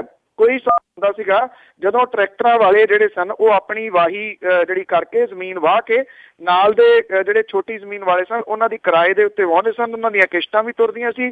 ਜਿਹੜੀ ਥੋੜੀ ਜ਼ਮੀਨ ਵਾਲੇ ਆ ਉਹਨਾਂ ਨੂੰ ਕਿਸ਼ਤ ਜਿਹੜੀ ਉਹ ਨਹੀਂ ਸੀ ਦੇਣੀ ਪੈਂਦੀ। ਪਰ ਵੇਖਾ ਵੇਖੀ ਅੱਡੀਆਂ ਚੁੱਕ ਚੁੱਕ ਕੇ ਜਿਹੜਾ ਕਿਸਾਨਾਂ ਨੇ ਫਾਹਾ ਲਿਆ, ਇਸ ਵੇਲੇ ਕਿਸਾਨਾਂ ਦੇ ਵਾਸਤੇ ਮੁਸੀਬਤ ਬਣ ਰਿਹਾ। ਕਿਸਾਨ ਕੀ ਕਰਦਾ ਜੀ, ਨਵਾਂ ਬ੍ਰਾਂਡ ਨਿਊ ਟਰੈਕਟਰ ਜਿਹੜਾ ਜੀ ਉਹ ਜ਼ਮੀਨ ਦੇ ਕਾਗਜ਼ ਦਿੱਤੇ ਤੇ ਕਢਾ ਲਿਆਂਦਾ ਤੇ ਅਗਲੇ ਦਿਨ ਜਾ ਕੇ ਜੀ ਉਹਨੂੰ ਮੰਡੀ ਦੇ ਵਿੱਚ ਉਹ ਵੇਚ ਦਿੰਦਾ। ਜੇ 5 ਲੱਖ ਦਾ ਟਰੈਕਟਰ ਹੈ ਜੀ ਉਹ ਕੀ ਕਰਦਾ 4 ਲੱਖ ਰੁਪਏ 'ਚ ਵੇਚ ਦਿੰਦਾ। ਉਹ 4 ਲੱਖ ਰੁਪਏ ਦੇ ਨਾਲ ਉਹ ਕੁੜੀ ਦਾ ਵਿਆਹ ਕਰਦਾ, ਆਪਣੇ ਬੱਚਿਆਂ ਦੀਆਂ ਜਿਹੜੀਆਂ ਜੀ ਉਹ ਫੀਸਾਂ ਦਿੰਦਾ, ਇਹ ਭੁੱਲ ਕੇ ਕਿ ਇਹਦੀਆਂ ਕਿਸ਼ਤਾਂ ਉਹਨੂੰ ਦੇਣੀਆਂ ਪੈਣੀਆਂ ਨੇ। ਜਿਹੜੀਆਂ ਅੱਡੀਆਂ ਚੁੱਕ ਕੇ ਫਾਹਾ ਲੈਣ ਦੀ ਮੈਂ ਤਾਂ ਗੱਲ ਕੀਤੀ ਹੈ ਕਿ ਉਹ ਇਹ ਵੀ ਸੋਚਦਾ ਕਿ ਜੇ ਮੁੰਡੇ ਦਾ ਜਾਂ ਕੁੜੀ ਦਾ ਵਿਆਹ ਕਰਨਾ ਤਾਂ ਮੈਂ ਉਹ ਕਰਨਾ ਚੰਗੇ ਪੈਲਸ ਦੇ ਵਿੱਚ, ਔਰ ਉੱਥੋਂ ਦਾ ਜਿਹੜਾ ਖਰਚਾ ਉਹਨੂੰ ਕਵਰ ਕਰਨ ਦੇ ਵਾਸਤੇ ਫਿਰ ਉਹ ਅਗਲੇ ਜ਼ਮੀਨ ਦੇ ਨੰਬਰ ਦੇ ਕੇ ਇੱਕ ਟਰੈਕਟਰ ਜਿਹੜਾ ਜੀ ਉਹ ਹੋਰ ਖਰੀਦ ਲੈਂਦਾ। ਜਦੋਂ ਕਿਸਾਨਾਂ ਦੇ ਆਗੂ ਅਜਮੇਰ ਸਿੰਘ ਲੱਖੋਵਾਲ ਉਸ ਜਿਹੜਾ ਮੈਰਿਜ ਪੈਲੇਸ ਦੇ ਵਿੱਚ ਆਪਣੇ ਪੋਤਰੇ ਦਾ ਵਿਆਹ ਕਰਦਾ ਜਿਹਦਾ ਰੈਂਟ 30 ਲੱਖ ਰੁਪਈਆ, ਤੇ ਫਿਰ ਉਹ ਕਿਸਾਨਾਂ ਨੂੰ ਕਿਹੋ ਜਿਹਾ ਮੈਸੇਜ ਜਿਹੜਾ ਜੀ ਉਹ ਦੇ ਰਿਹਾ ਹੁੰਦਾ। ਇੱਥੋਂ ਹੀ ਜਿਹੜਾ ਜੀ ਵੇਖਾ ਵੇਖੀ ਹੈ ਨਾ ਅਸਲ ਕਹਾਣੀ ਜਿਹੜੀ ਹੈ ਉਹਨੇ ਪੰਜਾਬ ਦਾ ਬੇੜਾ ਜਿਹੜਾ ਗਰਕ ਕੀਤਾ। ਪੰਜਾਬ ਦੇ ਕਿਸਾਨ ਨੂੰ ਕਿਤੇ ਨਾ ਕਿਤੇ ਆਰਾਮ ਦੇ ਨਾਲ ਬਹਿ ਕੇ ਆਪਣੇ ਸਵੈ ਪੜਚੋਲ ਜਿਹੜੀ ਆ ਉਹ ਕਰਨੀ ਪਊਗੀ ਕਿ ਜੇ ਉਹਨੇ ਸਾਧ ਮੁਰਾਦੀ ਜ਼ਿੰਦਗੀ ਜਿਹੜੀ ਆ ਉਹਦੇ ਵਿੱਚ ਵਾਪਸ ਨਾ ਪਰਤਿਆ ਤਾਂ ਪੰਜਾਬ ਦਾ ਵੀ ਰਾਖਾ ਨਹੀਂ ਬਣੂਗਾ ਜੀ। ਜੀ ਬਿਲਕੁਲ। ਅਤੇ ਅਗਲੀ ਜਿਹੜੀ ਆਪਾਂ ਗੱਲ ਕਰਦੇ ਹਾਂ, ਪੰਜਾਬ ਦਾ ਸਿਹਤ ਸੰਭਾਲ ਵਾਲਾ ਜਿਹੜਾ ਮੰਤਰਾਲੇ ਆ ਉਹ ਵਿਭਾਗ ਆ ਉਹ ਆਪਣੇ ਆਖਰੀ ਸਾਹਾਂ ਤੇ ਜੀ। ਪੰਜਾਬ ਦੇ ਜਿਹੜੇ ਸਰਕਾਰੀ ਹਸਪੀਟਲਾਂ ਦੇ ਵਿੱਚ ਦਾਖਲ ਜਿਹੜੇ ਗੰਭੀਰ ਮਰੀਜ਼ਾਂ ਦਾ ਇਸ ਵੇਲੇ ਰੱਬ ਹੀ ਰੱਖਾ ਹੈ। ਵੱਡੀ ਗਿਣਤੀ ਹਸਪੀਟਲ ਜਿਹੜੇ ਨੇ ਉਹ ਵੈਂਟੀਲੇਟਰਸ ਤੋਂ ਸੱਖਣੇ ਨੇ। ਕਈ ਥਾਵਾਂ ਦੇ ਉੱਤੇ ਗੰਭੀਰ ਜਿਹੜੇ ਮਰੀਜ਼ ਨੇ ਉਹ ਜਿਹੜੇ ਬਨੌਟੀ ਸਾਹਿਬ ਤੇ ਜਾਂਦੇ ਨੇ, ਵੈਂਟੀਲੇਟਰ ਤਾਂ ਹੈਗੇ ਆ ਪਰ ਉਹਨਾਂ ਨੂੰ ਚਲਾਉਣ ਲਈ ਡਾਕਟਰ ਨਹੀਂ ਹੈਗੇ। ਦਰਜਨ ਤੋਂ ਵੱਧ ਖਰਾਬ ਮਸ਼ੀਨਾਂ ਜਿਹੜੀਆਂ ਉਹ ਮੁਰੰਮਤ ਦੇ ਖੁਣੋਂ ਪਈਆਂ ਨੇ। ਜਿਹੜਾ ਹੈਲਥ ਮਿਨਿਸਟਰੀ ਆ ਜੀ ਉਹਦੀ ਵੈਬਸਾਈਟ ਜਿਹੜੀ ਆ ਉਹਦੇ ਅਨੁਸਾਰ ਪੰਜਾਬ ਦੇ ਬਲਾਕ, ਤਹਿਸੀਲ ਤੇ ਜ਼ਿਲ੍ਹਾ ਪੱਧਰੀ 200 ਤੋਂ ਵੱਧ ਹਸਪੀਟਲ ਦੇ ਵਿੱਚ ਸਿਰਫ 52 ਦੇ ਵਿੱਚ ਗੰਭੀਰ ਮਰੀਜ਼ਾਂ ਨੂੰ ਜਿਹੜਾ ਇਹ ਨਕਲੀ ਸਾਹ ਲਾਉਣ ਲਈ ਵੈਂਟੀਲੇਟਰ ਜਿਹੜੇ ਲਾਏ ਗਏ ਨੇ, ਇਹਨਾਂ ਵਿੱਚੋਂ 2 ਨੂੰ ਇੰਸਟਾਲ ਨਹੀਂ ਕੀਤਾ ਗਿਆ ਜਦੋਂ ਕਿ 10 ਖਰਾਬ ਚੱਲ ਰਹੇ ਨੇ। ਵੈਂਟੀਲੇਟਰ ਚਲਾਉਣ ਦੇ ਵਾਸਤੇ ਸਿਰਫ 18 ਹਸਪੀਟਲਾਂ ਦੇ ਵਿੱਚ ਡਾਕਟਰਾਂ ਨੂੰ ਸਿਖਲਾਈ ਦਿੱਤੀ ਗਈ ਹੈ। ਵੈਂਟੀਲੇਟਰ ਚਲਾਉਣ ਬਾਰੇ ਚਾਹੇ ਕੋਈ ਮੈਡੀਕਲ ਕੋਰਸ ਨਹੀਂ ਹੈ ਪਰ ਵੀ ਇਹਦੇ ਵਾਸਤੇ ਵਿਸ਼ੇਸ਼ ਟ੍ਰੇਨਿੰਗ ਦੀ ਜਿਹੜੀ ਹੈ ਉਹ ਜ਼ਰੂਰਤ ਹੁੰਦੀ ਹੈ। ਸਿਵਲ ਹਸਪੀਟਲ ਜਲੰਧਰ ਦੇ ਵਿੱਚ 3 ਵੈਂਟੀਲੇਟਰ ਨੇ ਜੀ ਪਰ ਇਹਨਾਂ 'ਚੋਂ ਇੱਕ ਖਰਾਬ ਪਿਆ। ਕਪੂਰਥਲੇ ਦੇ ਸਿਵਲ ਹਸਪੀਟਲ ਦੇ ਵਿੱਚ 2 ਵੈਂਟੀਲੇਟਰ ਖਰੀਦੇ ਗਏ ਨੇ ਪਰ ਅਜੇ ਤੱਕ ਇਹਨਾਂ ਨੂੰ ਫੇਤੀ ਨਹੀਂ ਕੀਤਾ ਗਿਆ ਜੀ। ਪਤਾ ਨਹੀਂ ਕਿਹਦੀ ਉਡੀਕ ਕੀਤੀ ਜਾ ਰਹੀ ਹੈ। ਲੁਧਿਆਣੇ ਦੇ ਸਿਵਲ ਹਸਪੀਟਲ ਦੇ ਵਿੱਚ ਹਾਲਤ ਇਹ ਤੋਂ ਵੀ ਵੱਧ ਤਰਸਯੋਗ ਹੈ। ਇੱਥੇ ਇੱਕ ਮਸ਼ੀਨ ਰੱਖੀ ਗਈ ਹੈ ਪਰ ਇਹ ਕੰਮ ਨਹੀਂ ਕਰਦੀ। ਲੁਧਿਆਣਾ ਕਿੱਡਾ ਵੱਡਾ ਡਿਸਟ੍ਰਿਕਟ ਹੈ ਜੀ, ਪੰਜਾਬ ਦੇ ਸਭ ਤੋਂ ਵੱਡੇ ਡਿਸਟ੍ਰਿਕਟ ਦੇ ਵਿੱਚੋਂ ਇੱਕ ਹੈ ਜੀ। ਮਾਨਸਾ ਦੇ ਸਿਵਲ ਹਸਪੀਟਲ ਦੇ ਵਿੱਚ ਇੱਕ ਵੈਂਟੀਲੇਟਰ ਹੈ, ਇਹ ਕੰਮ ਕਰ ਰਿਹਾ। ਸਿਵਲ ਹਸਪੀਟਲ ਫਰੀਦਕੋਟ ਦੇ ਵਿੱਚ 3 ਮਸ਼ੀਨਾਂ ਰੱਖੀਆਂ ਗਈਆਂ ਨੇ ਪਰ ਇਹਨਾਂ ਵਿੱਚੋਂ ਕੰਮ ਕਰਨ ਵਾਲੀ ਜਿਹੜੀ ਹਾਲਤ ਦੇ ਵਿੱਚ ਇੱਕੋ ਹੀ ਆ। ਹੁਣ ਸਵਾਲ ਹੈ ਜੀ, ਪਿਛਲੇ ਦਿਨਾਂ ਦੇ ਵਿੱਚ ਆਪਾਂ ਇਹ ਕਵਰ ਕੀਤਾ ਸੀਗਾ ਕਿ 250 ਜਿਹੜਾ ਡਾਕਟਰ ਹੈ ਜੀ ਉਹ ਛੱਡ ਗਿਆ ਜਿਹੜੇ ਪੰਜਾਬ ਸਰਕਾਰ ਨੂੰ। ਉਹ ਵੀ ਇੱਕ ਰੀਜ਼ਨ ਆ ਜੀ, ਪੱਲੇ ਸਰਕਾਰ ਦੇ ਪੈਸਾ ਹੀ ਹੈ ਨਹੀਂ ਗਾ ਜੀ। ਸਰਕਾਰੀ ਜਿਹੜੇ ਸਕੂਲ ਨੇ ਉਹਨਾਂ ਦਾ ਬੇੜਾ ਤਾਂ ਗਰਕ ਕਰ ਦਿੱਤਾ ਸਰਕਾਰ ਨੇ ਜਿਹੜਾ ਦੀ ਰਲ ਕੇ ਚੰਗੇ ਤਰੀਕੇ ਨਾਲ। ਹੁਣ ਹਸਪਤਾਲਾਂ ਦਾ ਜਿਹੜਾ ਬੇੜਾ ਗਰਕ ਕਰਨ ਦੇ ਵਾਸਤੇ ਬੀੜਾ ਜਿਹੜਾ ਉਹ ਚੁੱਕਿਆ ਹੋਇਆ ਤੇ ਉਮੀਦ ਹੈ ਕਿ ਇਹ ਛੇਤੀ ਸਰ ਕਰ ਲੂ ਜੀ, ਤਾਂ ਕਿ ਜਿਨ੍ਹਾਂ ਕੋਲੇ ਪੈਸੇ ਨੇ ਉਹ ਪ੍ਰਾਈਵੇਟ ਜਗ੍ਹਾ ਤੋਂ ਇਲਾਜ ਕਰਾ ਲੈਣ ਤੇ ਜਿਹੜੇ ਗਰੀਬ ਨੇ ਜੀ ਉਹ ਖਾਣ ਖਸਮਾਂ ਨੂੰ। ਜੀ ਜੀ ਜੀ ਤੇ ਆਪਾਂ ਵੱਧਦੇ ਆਪਣੇ ਅੱਜ ਦੇ ਅਖੀਰਲੇ ਸਵਾਲ ਦੇ ਵੱਲ, ਜਿਸ ਦੇ ਵਿੱਚ ਬੀਰ ਦਵਿੰਦਰ ਅਤੇ ਮਨਪ੍ਰੀਤ ਬਾਦਲ ਹੁਣਾਂ ਨੇ ਜਿਹੜਾ ਸੁੱਚਾ ਸਿੰਘ ਛੋਟੇਪੁਰ ਆ ਉਹਨਾਂ ਨੂੰ ਜਿਹੜਾ ਜੀ ਆੜੇ ਹੱਥੀ ਲਿਆ। ਐਕਚੁਅਲੀ ਸੁੱਚਾ ਸਿੰਘ ਛੋਟੇਪੁਰ ਹੋਰੀ ਨਾ ਕੁਛ ਬੇਥਵੀਆਂ ਮਾਰ ਰਹੇ ਨੇ ਪਿਛਲੇ ਕੁਛ ਸਮੇਂ ਤੋਂ। ਜਿਹੜੇ ਉਹਨਾਂ ਦੇ ਬਿਆਨਬਾਜ਼ੀ ਹੈ ਜੀ ਉਹਦੇ ਵਿੱਚੋਂ ਇਉਂ ਲੱਗਦਾ ਜੀ ਕਿ ਉਹ ਬਹੁਤ ਕਾਹਲੀ ਦੇ ਨਾਲ ਤੁਰਨਾ ਚਾਹੁੰਦੇ ਨੇ ਆਪਣੇ ਨੇੜੇ ਤੇੜੇ ਵਾਲਿਆਂ ਨੂੰ ਜਿਹੜਾ ਖਿੱਬੀ ਲਾਉਣ ਦੇ ਵਾਸਤੇ। ਉਹਨਾਂ ਨੇ ਪਿਛਲੇ ਦਿਨਾਂ ਦੇ ਵਿੱਚ ਜਿਹੜੀ ਆਪਣੇ ਤੌਰ ਦੇ ਉੱਤੇ ਜਿਹੜੀ ਸੀ ਪ੍ਰੈਸ ਕਾਨਫਰੰਸ ਲਾ ਲਈ ਚੰਡੀਗੜ੍ਹ ਦੇ ਵਿੱਚ, ਬਿਨਾਂ ਜਿਹੜੀ ਕਿਸੇ ਹੋਰ ਪਾਰਟੀ ਦੇ ਅਹੁਦੇਦਾਰਾਂ ਨੂੰ ਪੁੱਛਿਆ ਤੋਂ ਕਿ ਉਹ ਜਿਹੜਾ ਕੋਈ ਨਵਾਂ ਪ੍ਰੋਗਰਾਮ ਦੇ ਰਹੇ ਨੇ, ਕਿਸੇ ਹੋਰ ਦੀ ਸਲਾਹ ਨਹੀਂ ਲਈ ਗਈ। ਇਹਦੇ ਵਿੱਚ ਵੀ ਉਹਨਾਂ ਦੀ ਕਿਰਕਰੀ ਹੋਈ। ਨਾਲ ਦੀ ਨਾਲ ਇਹ ਵੀ ਕਹਿ ਦਿੱਤਾ ਕਿ ਜਿਹੜੇ ਕਈ ਕਾਂਗਰਸੀ ਆਗੂ ਨੇ ਉਹ ਉਹਨਾਂ ਦੇ ਸੰਪਰਕ ਦੇ ਵਿੱਚ ਨੇ।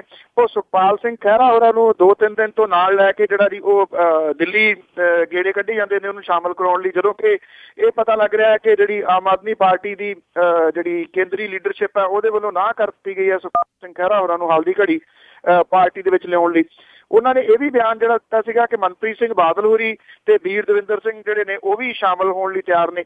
ਮਨਪ੍ਰੀਤ ਬਾਦਲ ਨੇ ਇਹ ਗੱਲ ਕਹੀ ਹੈ ਕਿ ਜੇ ਮੈਂ ਕਿਸੇ ਐਪਲੀਕੇਸ਼ਨ ਦਿੱਤੀ ਹੋਈ ਹੈ ਪਾਰਟੀ ਦੇ ਵਿੱਚ ਆਉਣ ਦੇ ਵਾਸਤੇ ਤਾਂ ਉਹ ਜਨਤਕ ਕਰੋ, ਨਹੀਂ ਤਾਂ ਉਹਨਾਂ ਨੇ ਕਿਹਾ ਕਿ ਸੁੱਚਾ ਸਿੰਘ ਛੋਟੇਪੁਰ ਹੋਰੀ ਇਸ ਬਿਆਨ ਦੇ ਵਾਸਤੇ ਮੁਆਫੀ ਜਿਹੜੀ ਹੈ ਜੀ ਉਹ ਮੰਗਣ ਜੀ। ਉਹਨਾਂ ਨੇ ਕਿਹਾ ਕਿ ਜੇ ਮੈਨੂੰ ਕਿਸੇ ਮੰਤਰੀ ਜਾਂ ਵਿਧਾਇਕ ਦੀ ਸੀਟ ਦੀ ਲੋੜ ਹੈ ਤਾਂ ਮੈਂ ਵਿੱਤ ਮੰਤਰੀ ਦਾ ਅਹੁਦਾ ਜਿਹੜਾ ਉਹ ਕਿਉਂ ਛੱਡਦਾ। ਬੀਰ ਦਵਿੰਦਰ ਸਿੰਘ ਹੋਰਾਂ ਦਾ ਵੀ ਇਸੇ ਤਰ੍ਹਾਂ ਦਾ ਬਿਆਨ ਆਇਆ ਜੀ। ਉਹਨਾਂ ਨੇ ਕਿਹਾ ਕਿ ਸੁੱਚਾ ਸਿੰਘ ਛੋਟੇਪੁਰ ਹੋਰੀ ਕੁਝ ਜਿਹੜੇ ਜੀ ਬੇਤੁਕੇ ਬਿਆਨ ਦੇ ਰਹੇ ਨੇ। ਉਹਨਾਂ ਨੇ ਕਿਹਾ ਕਿ ਮੈਂ ਉਸ ਪਾਰਟੀ ਦੇ ਵਿੱਚ ਕਿਵੇਂ ਆ ਸਕਦਾ ਜਿਹਦਾ ਕਨਵੀਨਰ ਸੁੱਚਾ ਸਿੰਘ ਛੋਟੇਪੁਰ ਵਰਗਾ ਵਿਅਕਤੀ ਹੋਵੇ ਜੀ, ਜਿਹਦੀ ਹਕੀਕਤ ਬੀਰ ਦਵਿੰਦਰ ਸਿੰਘ ਹੋਰਾਂ ਨੇ ਕਿਹਾ ਕਿ ਮੈਂ 40 ਸਾਲਾਂ ਤੋਂ ਚੰਗੀ ਤਰ੍ਹਾਂ ਉਹਦਾ ਵਾਕਫ ਹਾਂ ਜੀ। ਉਹਨਾਂ ਨੇ ਇਹ ਗੱਲ ਕਹੀ ਹੈ ਕਿ ਜੇ ਸੁੱਚਾ ਸਿੰਘ ਛੋਟੇਪੁਰ ਹੋਰੀ ਚੁੱਪ ਨਹੀਂ ਕਰਦੇ ਫਿਰ ਉਹਨਾਂ ਕੋਲੇ ਵੀ ਬਹੁਤ ਕੁਝ ਜਿਹੜਾ ਜੀ ਉਹ ਕਹਿਣ ਨੂੰ ਤਿਆਰ ਹੈ। ਸੋ ਉਹਨਾਂ ਨੇ ਇਹ ਕਿਹਾ ਕਿ ਜਿਹੜੇ ਸ਼ੇਰ ਦੇ ਨਾਲ ਕਿ ਹਮ ਵੀ ਮੂੰਹ ਮੇਂ ਜ਼ੁਬਾਨ ਰੱਖਤੇ ਹੈ, ਉਹਨਾਂ ਕਿਹਾ ਕਿ ਫਿਰ ਮੈਂ ਪੋਤੜੇ ਜਿਹੜੇ ਆ ਜੀ ਉਹ ਫਰੋਲੂਗਾ। ਇਹਦਾ ਕਿ ਸੁੱਚਾ ਸਿੰਘ ਛੋਟੇਪੁਰ ਹੋਰੀ ਕੰਟਰੋਲ ਰੱਖਣਗੇ ਹੁਣ ਜ਼ੁਬਾਨ ਦੇ ਉੱਤੇ ਆਪਣੇ ਇਹ ਬਿਆਨਾਂ ਤੋਂ ਬਾਅਦ। ਜੀ ਜੀ ਜੀ ਜੀ ਤਾਂ ਸਰੋਤਿਓ ਇਹ ਸੀਗੀਆਂ ਸਾਡੀਆਂ ਅੱਜ ਦੀਆਂ ਕੁਝ ਖਬਰਾਂ ਜਿਨ੍ਹਾਂ ਦੇ ਉੱਤੇ ਜਿਹੜੀ ਆਪਾਂ ਗੱਲਬਾਤ ਕੀਤੀ। ਖਬਰਾਂ ਦੇ ਪਿੱਛੇ ਕੀ ਆ ਉਹ ਸਾਨੂੰ ਦੱਸ ਰਹੇ ਸਨ ਬਲਤੇਜ ਪੰਨੂ ਜੀ। ਤੇ ਬਲਤੇਜ ਪੰਨੂ ਜੀ ਜਾਣ ਤੋਂ ਪਹਿਲਾਂ ਅੱਜਨਾਮਾ ਕਿ ਪਰਸੋਂ ਮੀਂਹ ਤੇ ਹਵਾ ਸੀ, ਕੱਲ ਵਗਦੀ ਅੱਜ ਧੁੱਪ ਰਹੀ ਜਾਪਦੀ ਚਮਕਮੀਆਂ ਜੀ। ਪਰਸੋਂ ਮੀਂਹ ਤੇ ਹਵਾ ਸੀ, ਕੱਲ ਵਗਦੀ ਅੱਜ ਧੁੱਪ ਰਹੀ ਜਾਪਦੀ ਚਮਕਮੀਆਂ, ਮਾਰਾ ਹਾਲ ਸੀ ਬੁੱਢਿਆਂ ਠੇਰਿਆਂ ਦਾ, ਧੁੱਪ ਨਾਲ ਉਹ ਪਏ ਨੇ ਦਮਕਮੀਆਂ ਜੀ। ਪਰਸੋਂ ਤੱਕ ਕਈ ਲੋਕ ਸੀ ਕਹੀ ਜਾਂਦੇ, ਸਰਦੀ ਜਾਪਦੀ ਗਈ ਹੈ ਲਮਕਵੀਆਂ, ਪਹਿਲੀ ਧੁੱਪ ਦੇ ਨਾਲ ਹਨ ਕਹਿਣ ਲੱਗੇ ਪਈ ਗਰਮੀਆਂ ਦੀ ਹੁਣੇ ਧਮਕਵੀਆਂ ਜੀ। ਰੰਗ ਬਦਲਦਾ ਮੌਸਮ ਸੰਸਾਰ ਦੇ ਵਿੱਚ, ਭਾਰਤ ਵਿੱਚ ਵੀ ਬਦਲਦਾ ਰੰਗ ਮੀਆਂ ਜੀ। ਰੰਗ ਬਦਲਦਾ ਮੌਸਮ ਸੰਸਾਰ ਦੇ ਵਿੱਚ, ਭਾਰਤ ਵਿੱਚ ਵੀ ਬਦਲਦਾ ਰੰਗ ਮੀਆਂ, ਗੇਰ ਆਪਣੇ ਆਪ ਹੀ ਲਾਈ ਜਾਂਦਾ, ਸਾਡੀ ਪੁੱਛੇ ਨਹੀਂ ਲੋੜ ਤੇ ਮੰਗ ਮੀਆਂ ਜੀ। ਜੀ ਜੀ ਜੀ ਜੀ ਬਹੁਤ ਬਹੁਤ ਤੁਹਾਡਾ ਧੰਨਵਾਦ ਬਲਤੇਜ ਪੰਨੂ ਜੀ। ਤੁਸੀਂ ਸਾਡੇ ਨਾਲ ਜੁੜੇ, ਇਹਨਾਂ ਖਬਰਾਂ ਦੇ ਪਿੱਛੇ ਕੀ ਆ ਛਿਪਿਆ ਉਹ ਸਾਡੇ ਨਾਲ ਤੁਸੀਂ ਸਾਂਝਾ ਕੀਤਾ। ਅਗਲੇ ਬੁਲੇਟਿਨ ਤੱਕ ਲਈ ਤੁਹਾਡਾ ਬਹੁਤ ਬਹੁਤ ਧੰਨਵਾਦ, ਮਿਹਰਬਾਨੀ, ਸਤਿ ਸ੍ਰੀ ਅਕਾਲ। ਥੈਂਕ ਯੂ ਜੀ, ਬਹੁਤ ਮਿਹਰਬਾਨੀ, ਸਤਿ ਸ੍ਰੀ ਅਕਾਲ ਜੀ। ਸੋ ਤੁਸੀਂ ਸੁਣ ਰਹੇ ਸੀ ਆਪਾਂ ਪ੍ਰੋਗਰਾਮ ਖਬਰ ਤੇ ਨਜ਼ਰ। ਅੱਜ ਦਾ ਪ੍ਰੋਗਰਾਮ ਹੁਣ ਇੱਥੇ ਹੀ ਸਮਾਪਤ ਹੈ। ਅਗਲੇ ਬੁਲੇਟਿਨ ਤੱਕ ਲਈ ਮੈਨੂੰ ਰਾਜਕਰਨਵੀਰ ਸਿੰਘ ਨੂੰ ਇਜਾਜ਼ਤ ਦਿਓ। ਮੇਰੇ ਵੱਲੋਂ ਵੀ ਆਪ ਜੀ ਨੂੰ ਬਹੁਤ ਪਿਆਰ ਸਤਿਕਾਰ ਸਹਿਤ ਦੋਨੋਂ ਹੱਥ ਜੋੜ ਕੇ ਨਿੱਘੀ ਜਿਹੀ ਸਤਿ ਸ੍ਰੀ ਅਕਾਲ। ਜਿਉਂਦੇ ਵਸਦੇ ਰਹੋ, ਹੱਸਦੇ ਖੇਲਦੇ ਰਹੋ ਤੇ ਸੁਣਦੇ ਰਹੋ ਪੰਜਾਬੀ ਰੇਡੀਓ USA।